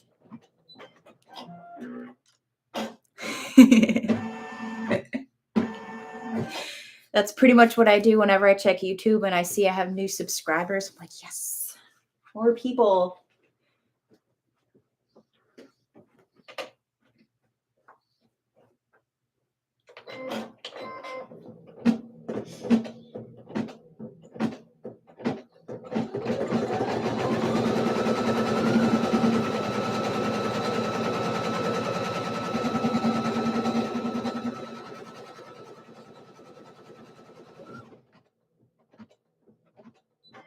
Getting there with the appliques.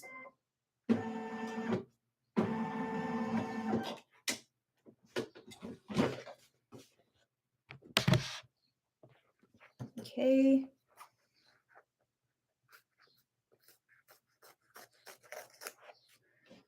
Put that with the yellows, and then I don't think I can get anything else out of this.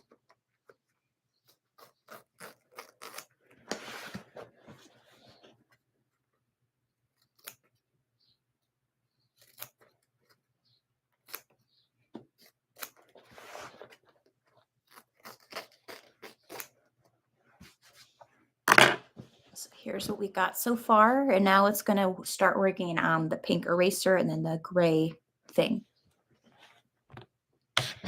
And if you guys haven't given this video a thumbs up, please consider doing so. I would greatly appreciate it.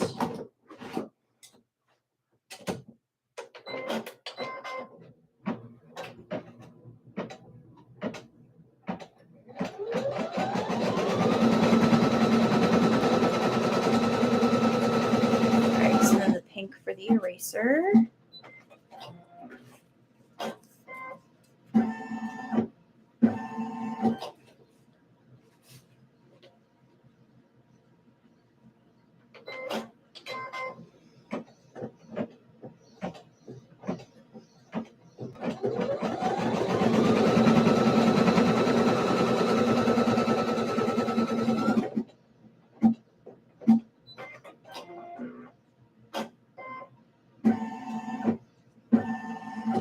Alright, almost done.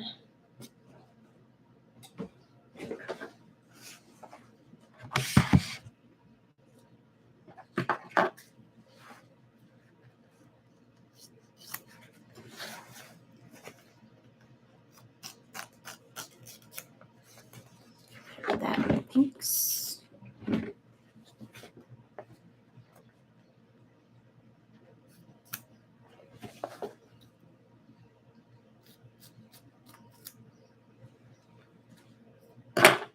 So now we just need to do the little gray bit, and then that's it for the applique, and then we can just start the satin stitches.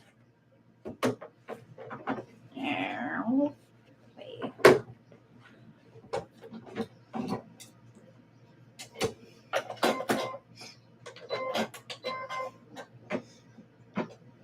I just need a little bit for the gray.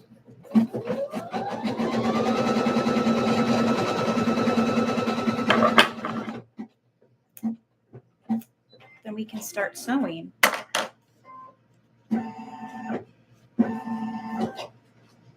Which I might do the shorts first because they're usually pretty fast. Skirts tend to take a while.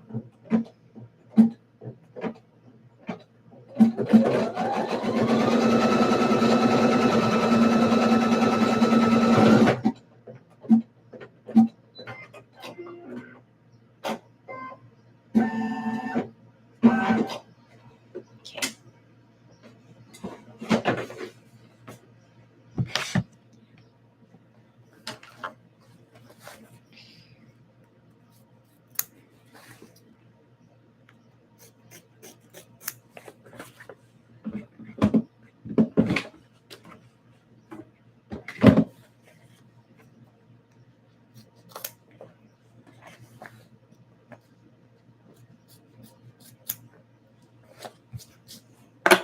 All right, so there is all the applique, all the fabric is down. So now we're going to start stitching. Okay.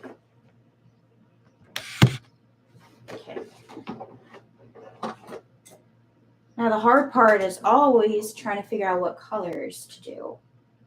I think I might do the outline in like a darker teal, and then I'm thinking for the letters for 4th grade doing it in pink. There. Yeah. That'll be cute. That'll be the one.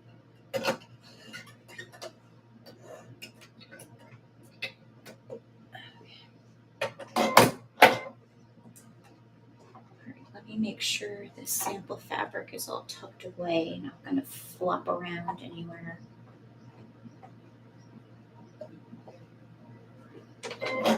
Okay, now that's going to do the satin stitches for that, and it's going to take about 5 minutes. Yeah. Ooh, that's nice. Okay. So we bring you guys over here. We can start sewing. Why don't you take this down? It's kind of obnoxious in the way. Like I literally was filming like 2 minutes before I started this live, so.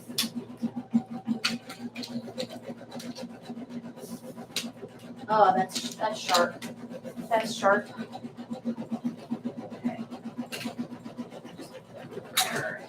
Okay. Who's ready to sew? Because I know that I am so ready to sew. Where did I put this stuff?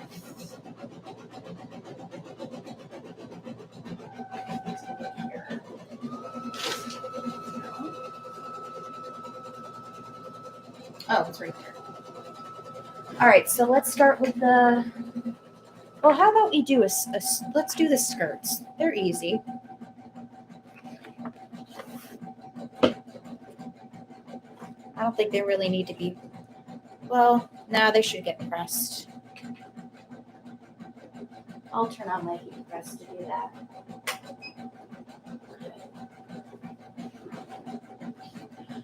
All right, so I can probably cut out.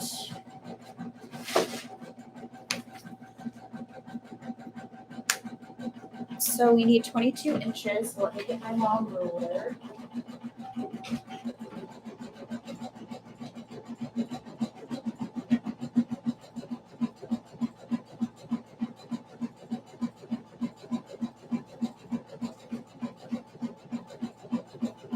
Okay, so I'm going to start cutting out the elastic.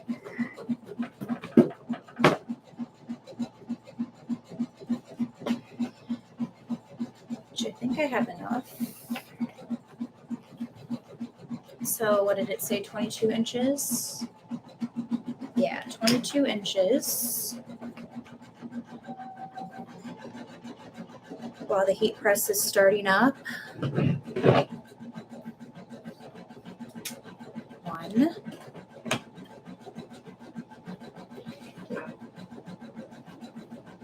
Need my big roll. 2. Cut out like a good amount of these.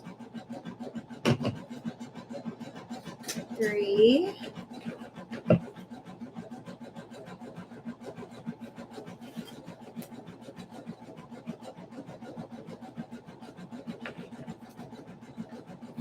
4. And then I think that's too short. Yep. Then I think I have more. Oh, I think that's all the elastic I have, actually. Oh no, I have another roll.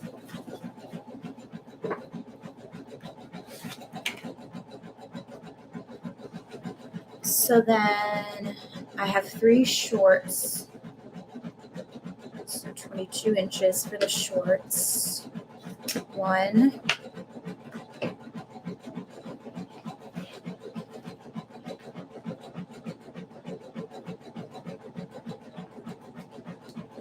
2. And 3. Just had plenty. Still have plenty of elastic, which I need to order more from Joann's. All right, so all of our elastic is cut out. Heat press is heating up. Put my elastic away.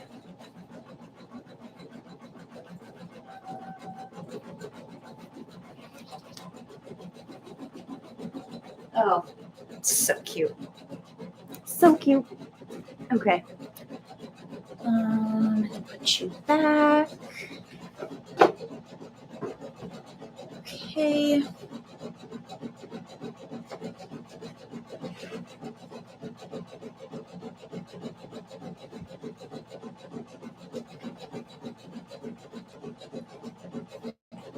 Check my emails.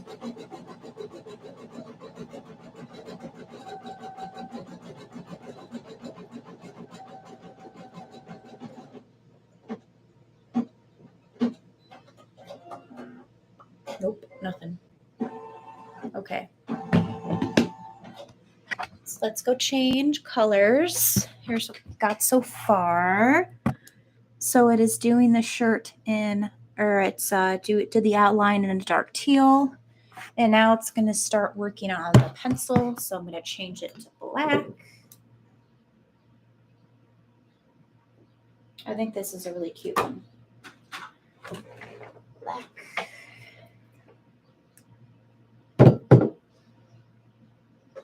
Do-do-do.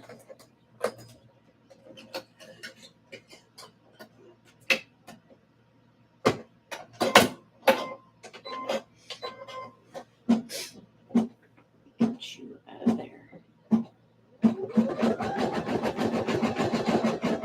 This should only take a minute, it looks like.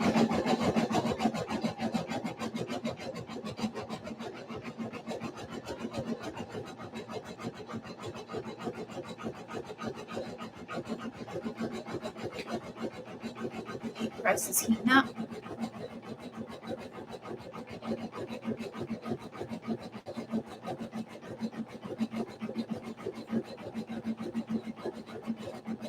Ooh, I look all dark.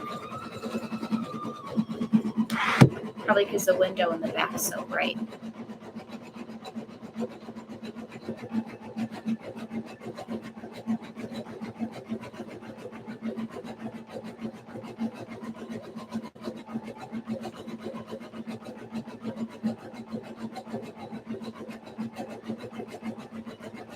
Wow, it's 3 already. Time goes by fast. 3:06, that's crazy. I will probably end this live around 3:45 so I can get ready for my fingerprinting and whatnot. And then I have to eat as well. I'm getting hungry. All right, yellow. for the pencil. All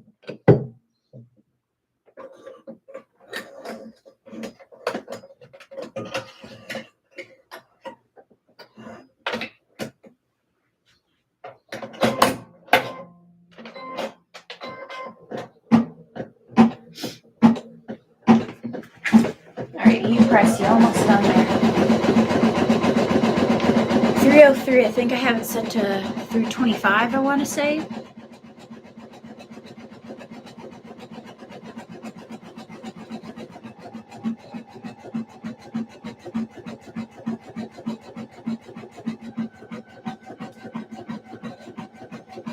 This is gonna be cute. Hi Beth, welcome back. Haven't missed much. Got back from my phone call and now I'm waiting for my heat press to heat up. Got my shirt all the applique done and then now I'm just waiting for the heat press to heat up so I can start pressing the skirts, get all the fabric all good to go. Ooh, cha-ching, love that Etsy sale sound. Me too. All right.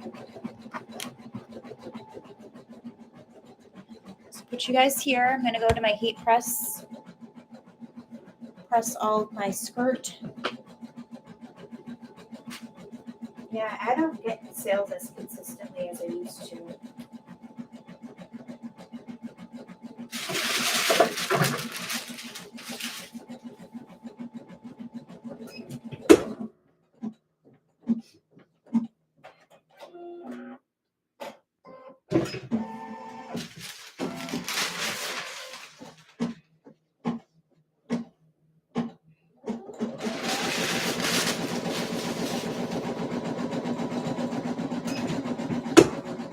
Just trying to press all the wrinkles out because I'm too lazy to get.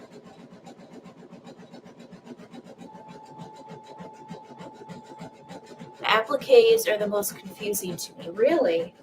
What do you get confused about?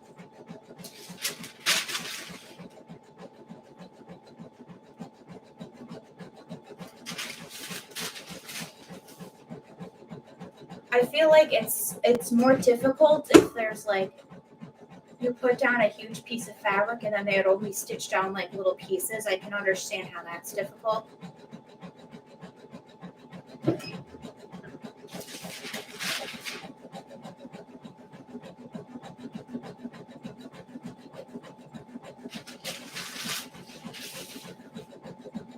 Because it does the basting stitch, which is basically the outline stitch, and then you put down your fabric where the outline is, and then it will do the tap down stitch where it'll go over the same exact stitches that it did before. All right, so this one's all nicely pressed. Just put it to lay it on the side here. Lay it down all nicely.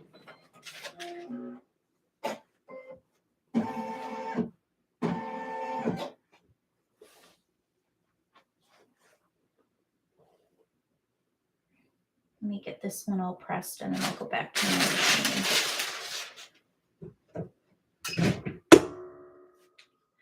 But yeah, so I'm pretty sure I won't get everything done in today's live. However, I am planning on doing a work with me video on making back to school items.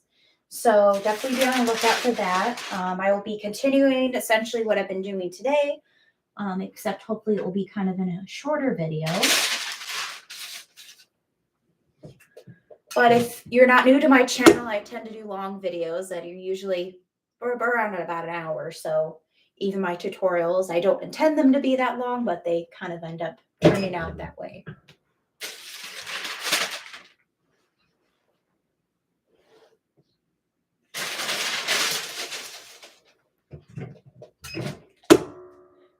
Yeah, this is much easier and much faster. And if any of you are curious, I got my press from Amazon. It's the Tusy brand, Tusy, and it's a 15 by 15 heat press. Definitely life-changing when you get your first heat press, that's for sure.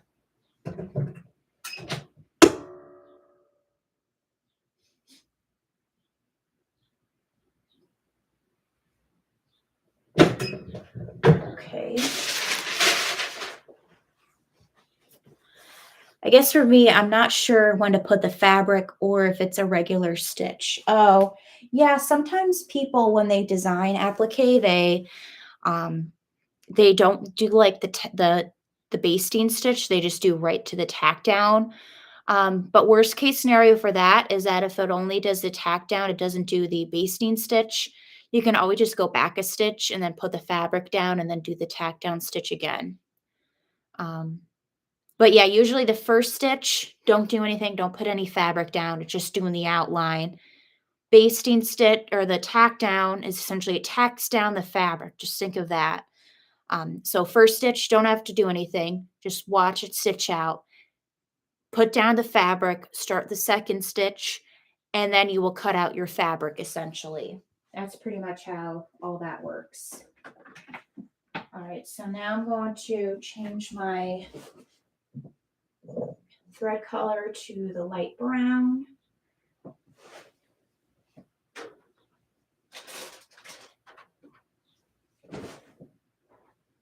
Yeah, that's cute.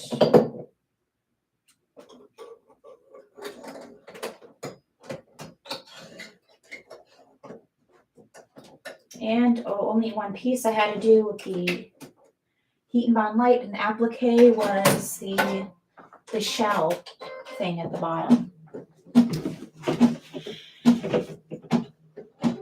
This is why I use Embrilliance. It has a function that stitches out the whole thing and you can see it line by line. Yeah, even yesterday or my last live, I was referring to Embrilliance just to make sure I know what stitches we're stitching out. Let's continue.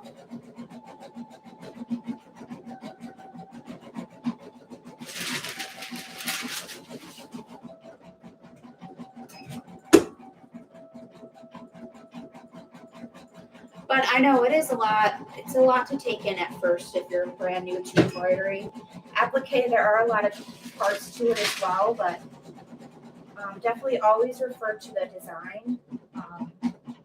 Like I usually have pulled up the design that I purchased, so the one through Etsy.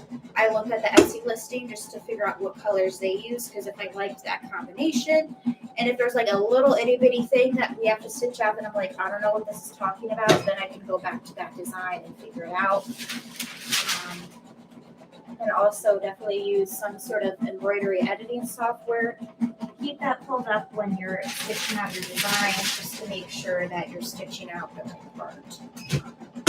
But everything, when it comes to embroidery, it really does truly take practice. You're not going to be a whiz at it right away. So I make mistakes. I mean, you guys, pretty much every live I do on here, I make mistakes. So, and although it can be frustrating in that moment, you gotta take a deep breath and know that you can either fix it or you just gotta start all over. Either way, everything will be okay. Like, for me, even getting my multi-needle machine, I'm very intimidated and kind of spooked by it because I don't know what I'm getting into, but when it comes to embroidery and doing all this stuff, you just kind of gotta jump right into it. So here's this all nicely pressed, no wrinkles. It's like a scalloped design, but I think it's super cute. And I think it's always good to do this as well for any of your pieces that you're about to stitch out. Great machine, I'll be right there with you. Look like it's going to start the pink next. These lives always fly by for me.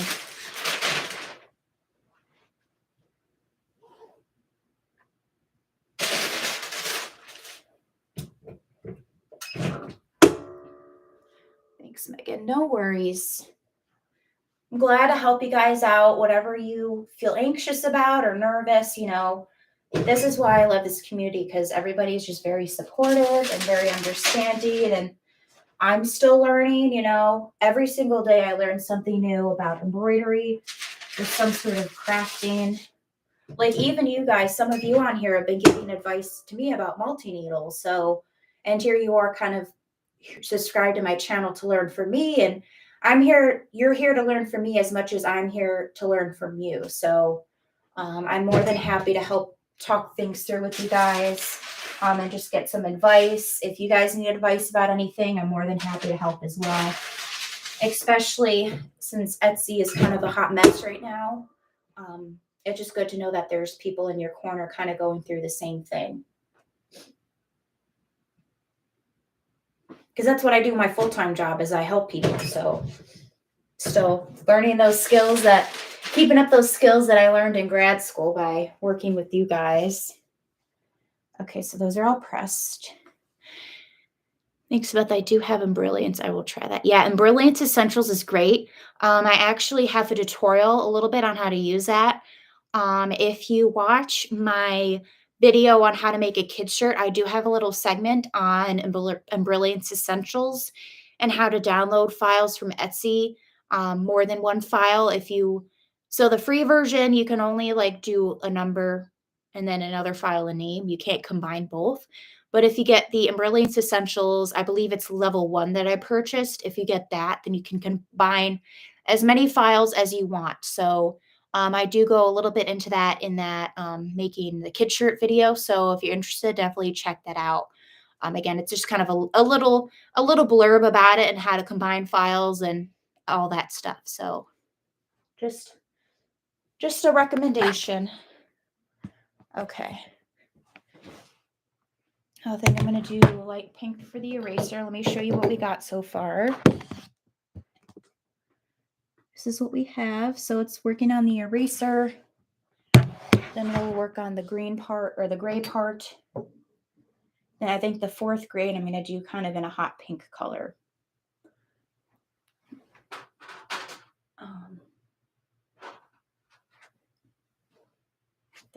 No, I'll do a light pink works better.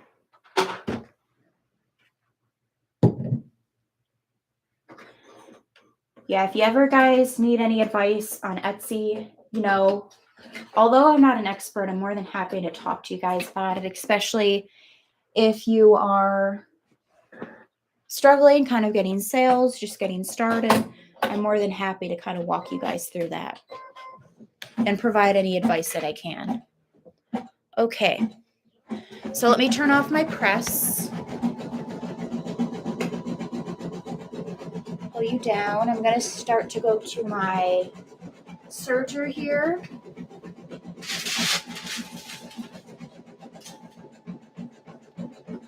Get my pieces.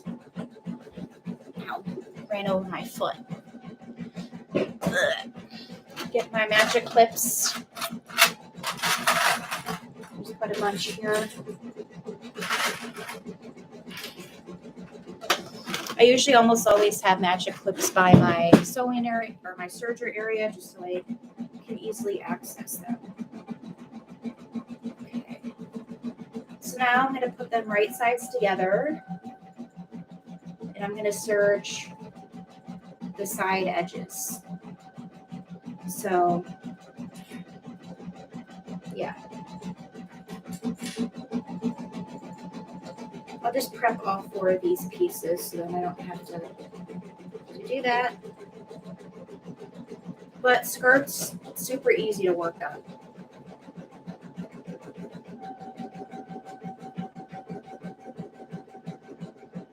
Which I don't know, I might have a skirt tutorial. If I don't, then I will definitely make a video on how I do my skirts.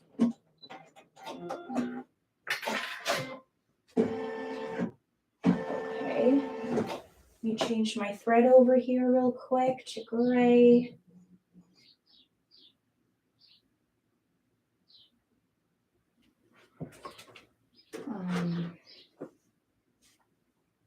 Do a darker. I'll do lighter. I don't want it to be too dark.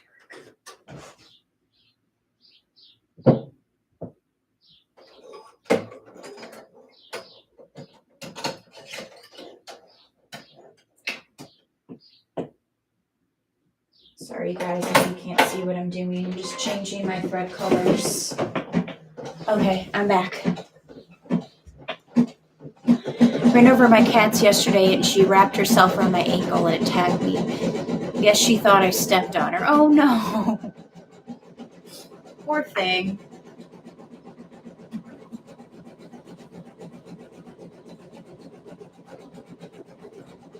Yeah, my cats just do a screech and then they're like, will have a hurt look on their face and then they like forgive you in 5 seconds.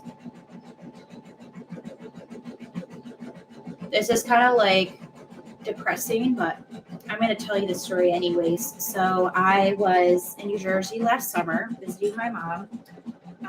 Well, my parents, of course, because my dad was there too. So I was visiting them, and my mom and I were taking a drive up the coast. Just we like to do that every once in a while. And we were stopped at a bridge, so we had to wait for the bridge to go down and whatnot. And we're sitting there enjoying ourselves. My sister was there in the car too, but she was sleeping. And then I I'm on the passenger side, so I'm on the right side. And I'm sitting there in the front, and I look to my right, and there's this nice looking golden retriever, and he was acting a little frisky. And this butthole of an owner shoved the dog's face in the ground and was like pushing him around. And then the wife was like, "Yeah, you're a bad dog." But the dog was just like a young puppy type. Like, I'm just excited to be at the beach. And then they were abusive to it.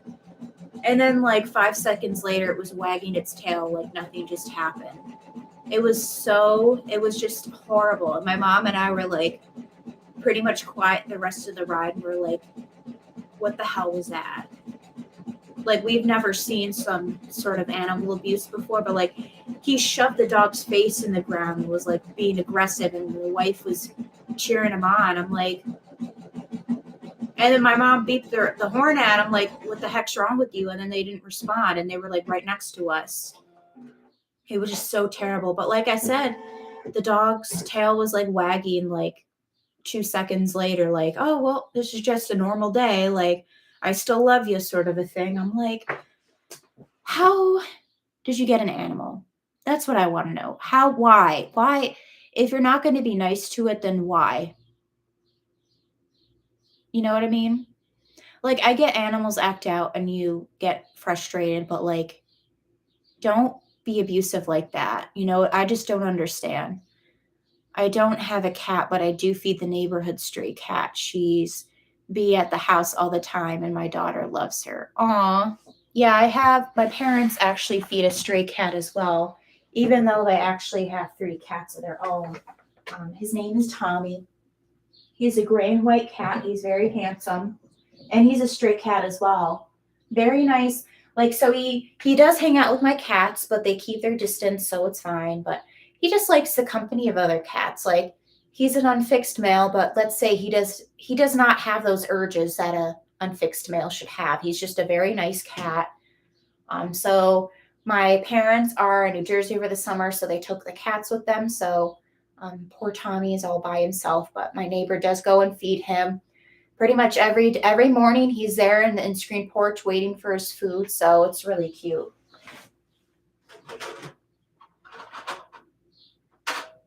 I'm just going to do the darker. Yeah.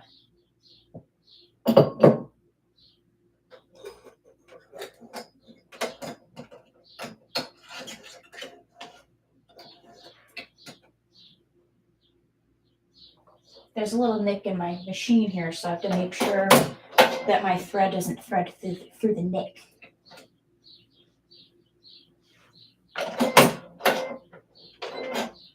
Now it's going to stitch out the last part and then it'll be done. Do any of you have animals? Cats, dogs, guinea pigs, parrots, mice? And what are their names? I love learning about their names. So these are the edges that I'm going to be serging is down those edges.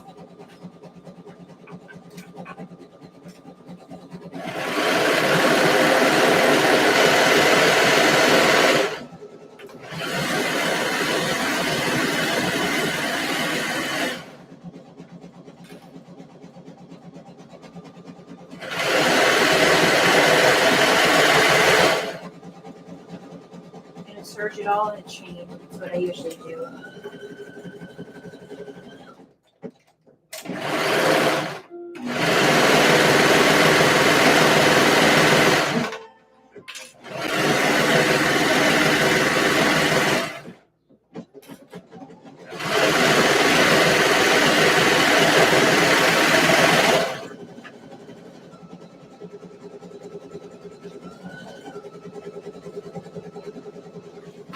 Hopefully it's not super loud, but you can't really control that too much.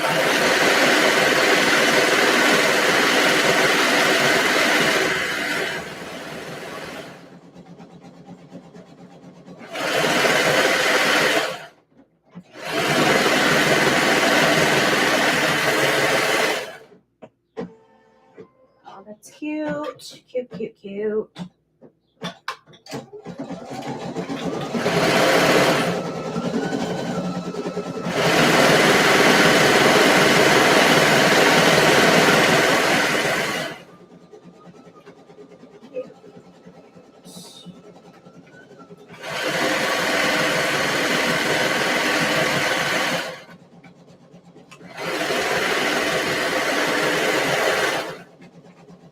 Scissors to trim.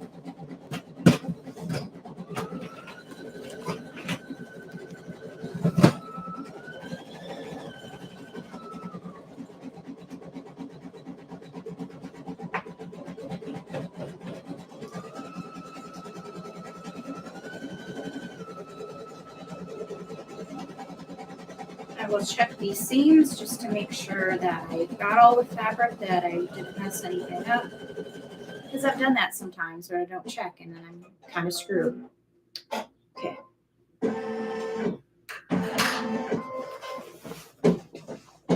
Oh, trim that one.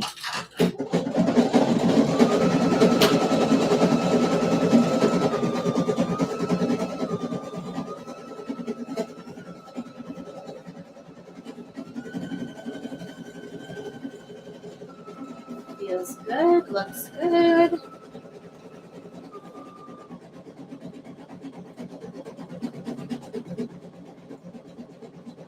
Yep. So this one's good to go. Let's check our other one.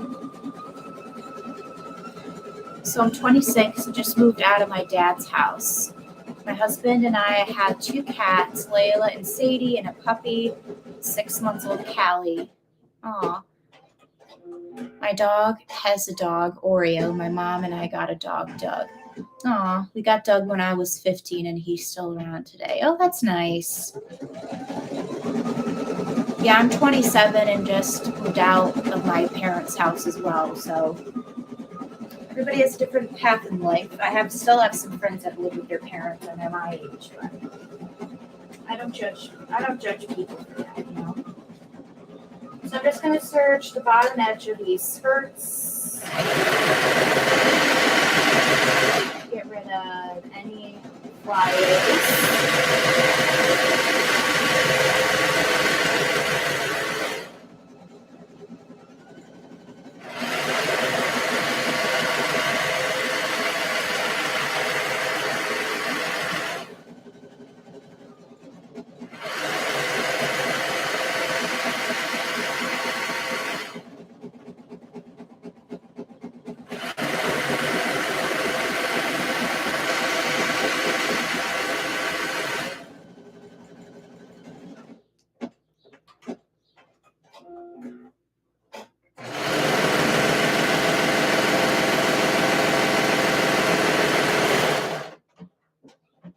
And probably when that design is done stitching out, I will just work on finishing up these skirts, and then that'll probably be it for this live. But like I said, anything that I'm working on now, I will continue for my work with me video that we'll see eventually. Who knows? Probably next week.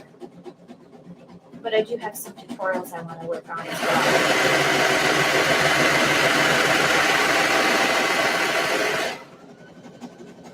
Luckily for these skirts, I don't have to worry about what the top and the bottom is because these are, well, they have a pattern, but they're non-directional.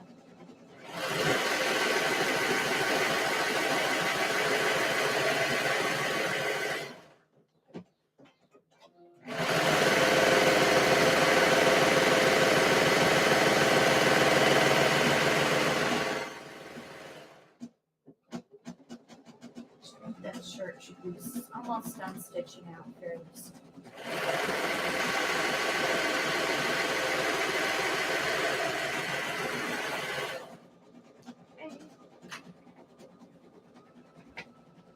Hi, Cindy. No worries. I just appreciate anyone and everyone that can join me today. So now I'm just going to start. I'm working on back to school items. So I have two skirts that I'm making. Just going to start prepping the hems now. And I probably will be ending this live fairly shortly, but we'll see because I got to go someplace, be there at 4:30.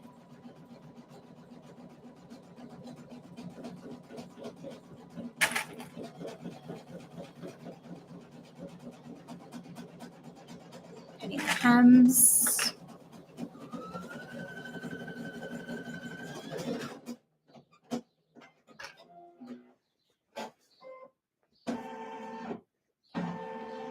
But yeah, so unfortunately next week I will not be doing my weekly Wednesday live because I will be in another state.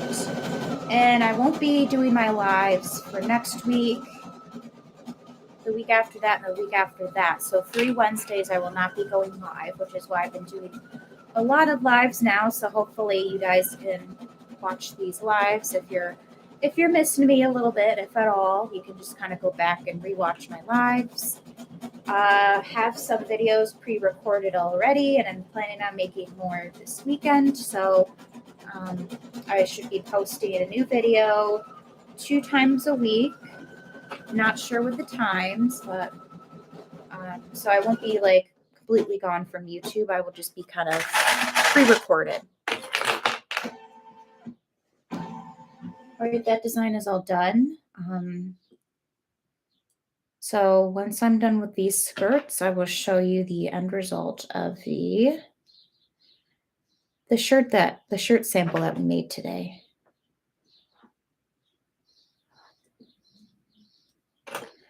Slowly but surely, thank God, getting up in subscribers. I was kind of stuck at 440 for a while. So if you're a new subscriber, thank you. I appreciate you. Every single one of you. So this one is all prepped. So here's the top of the skirt. And then here's the bottom. And I know it looks like a big boxy thing, but once we get the elastic together, it will all come together. So here's the serge edge. What should I do the inside?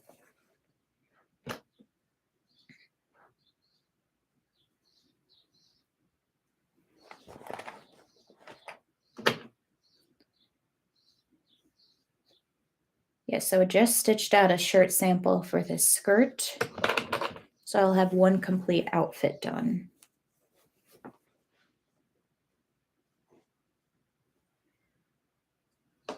And then I think I have a sample for this other skirt that I'm making as well. So that's good.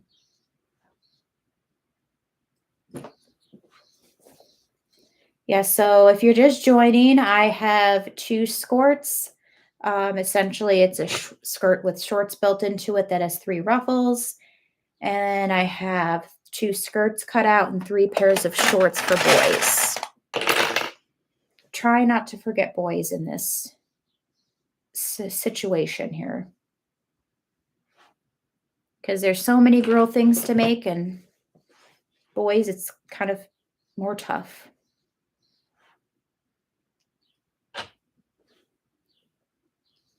Yeah, I usually just do the hemming part on my leg here, just easier for me to do it.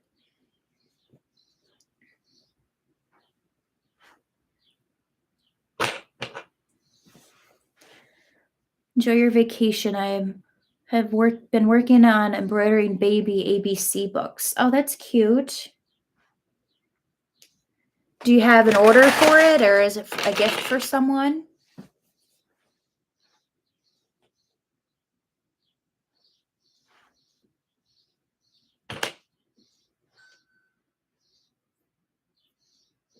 There's a missing person alert.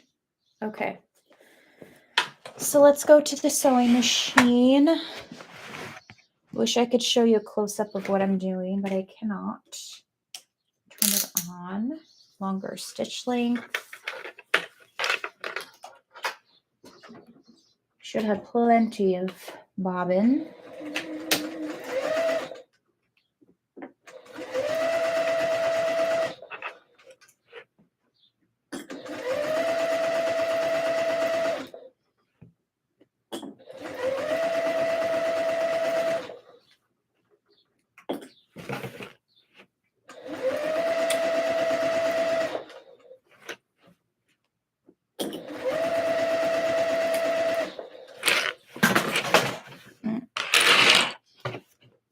I have 3 orders for them. Cool.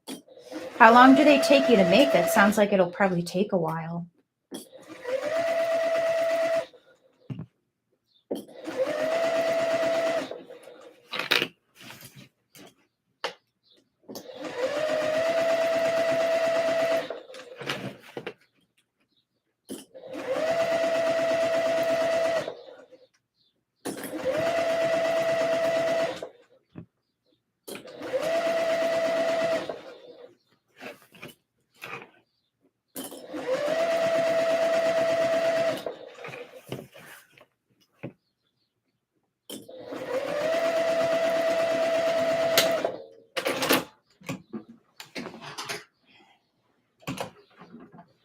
Trim my threads.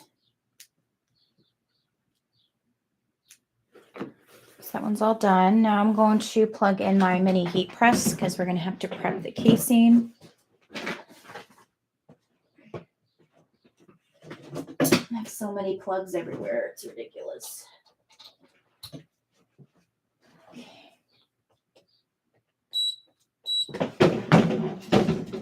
Always bumping into things as well. Okay, so this one's done. I'll put that near the heat press. We got this one. Luckily, these are both light colored fabrics, so I'm just using my white thread. I'll probably upload what I have tonight, and then I can just like upload in sections rather than doing it all at once, because if I make myself do it all at once, I won't get it all done. Sorry that you guys are shaking. I know that's kind of obnoxious. Takes me 3 days for the embroidery and a week to put them together. Wow. I was like that. I don't know if you watched any of my original videos, but I actually used to make placemats. And they would take me a long time to make. Probably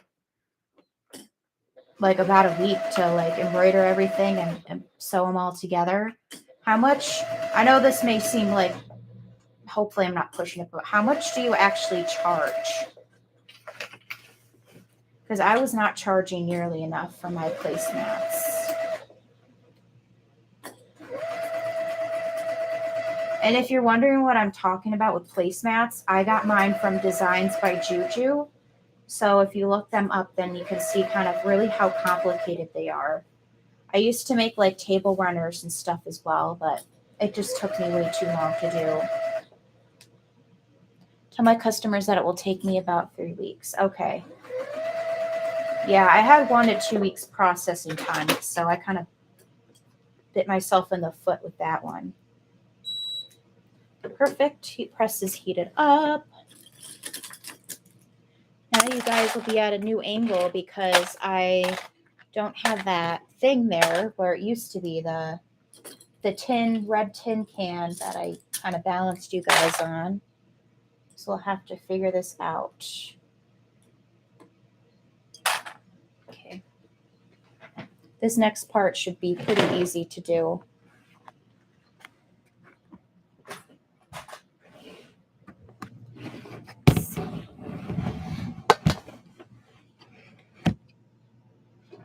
You can kind of see what I'm doing.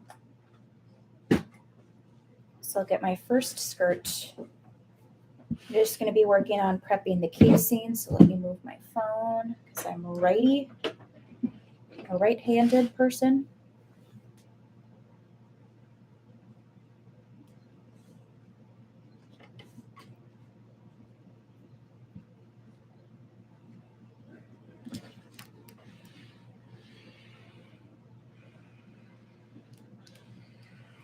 I charge $35 per book.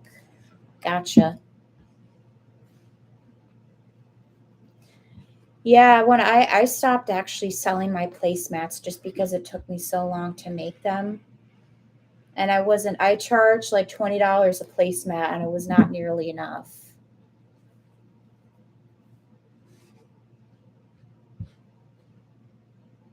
Because it would probably take me a day to make one single placemat. But whatever works for you. If you enjoy making them, keep doing them. I liked making my placemats at first, and then I got sick of them because it would take forever to make them, and I just wanted to make new stuff, but I just didn't have time.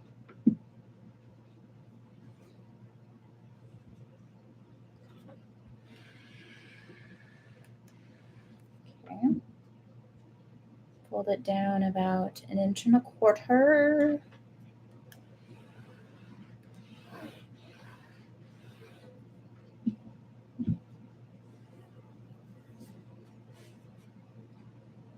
Again, 1.25 inches.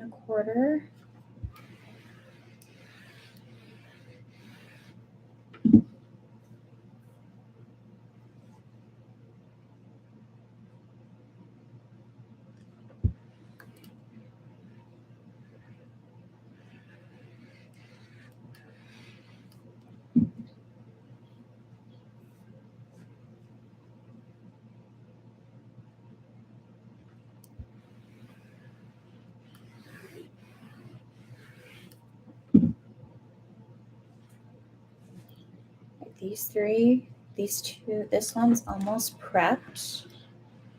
Okay, we'll just work on sewing the casing together. So this one's done. Carefully fold it up and put it to the side.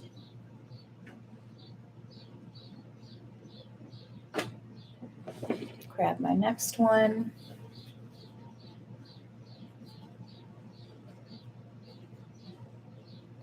This one's kind of more difficult because the inside and the outside are pretty similar in color. Getting to the point where I'm bored making them. Haha, I only got one done. Yeah, I mean, you're sitting there waiting for it to be done, you know? So once I got to the point where I'm like, look, I'm about to like jump off a bridge. I need to be done with these. And then I just felt much better about it.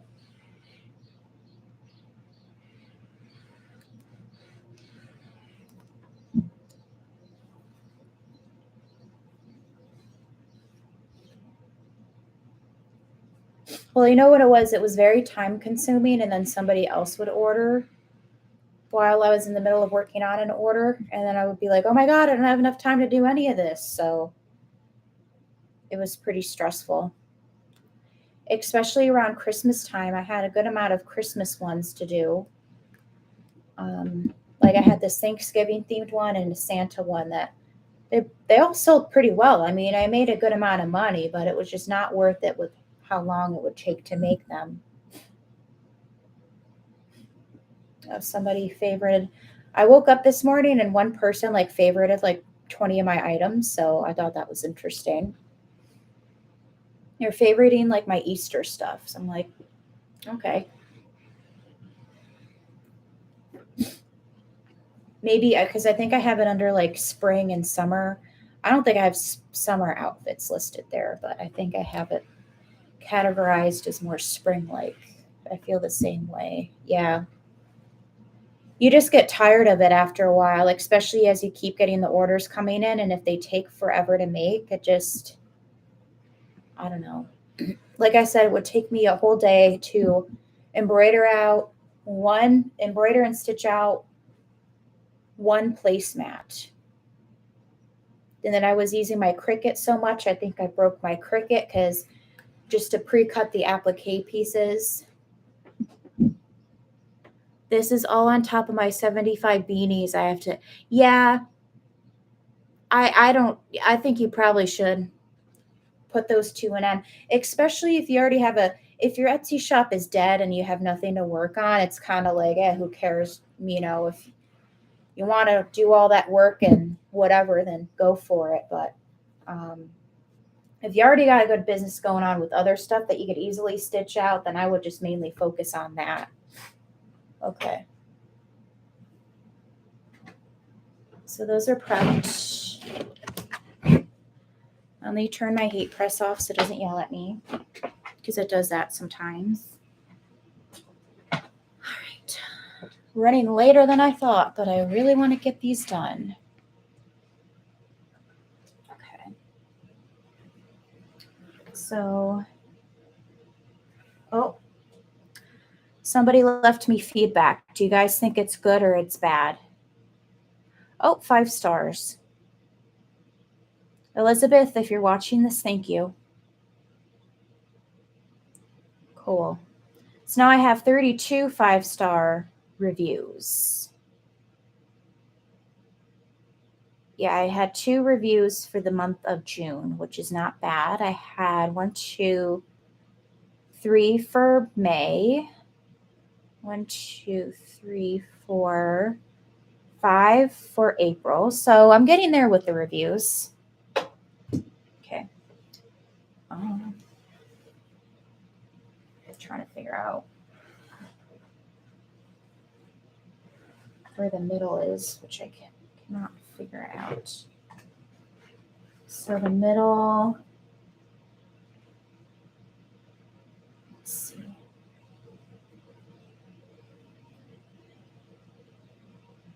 It's kind of right here. So leave a good opening there.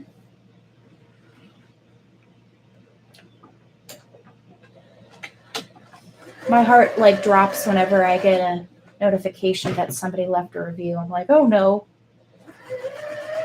Even though I know I have really nice quality items, I still get nervous about it.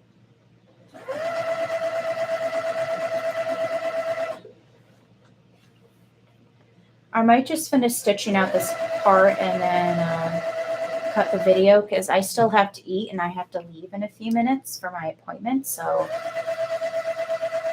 but like I said, when I start up my video again, my work with me video, I will continue what I'm doing now. Will continue into that video, because I will not be doing any more lives for a while, probably a month.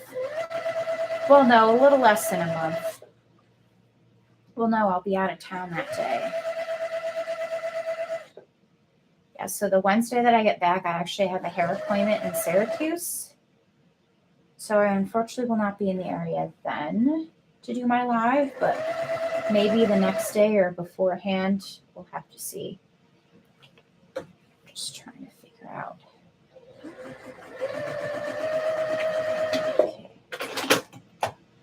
Okay. All right. You can now reply to feedback on Etsy. I go in once a week and reply with thank you for the great review. Okay. Yeah, I don't have a shop. This is all word of mouth. That's the amazing thing, is that your shop's all word of mouth. I mean, 75 beanies is insane, especially since you don't even have a multi-needle, right? You just have the P800 and then like a 4x4 machine, you said? How do you like the Juki? I didn't know which ones to get, so I decided to get the Brother PQ1500 because all my other machines are Brother machines. This machine is great. I really like it. So it's the Juki TL 2010Q. I got it from Amazon.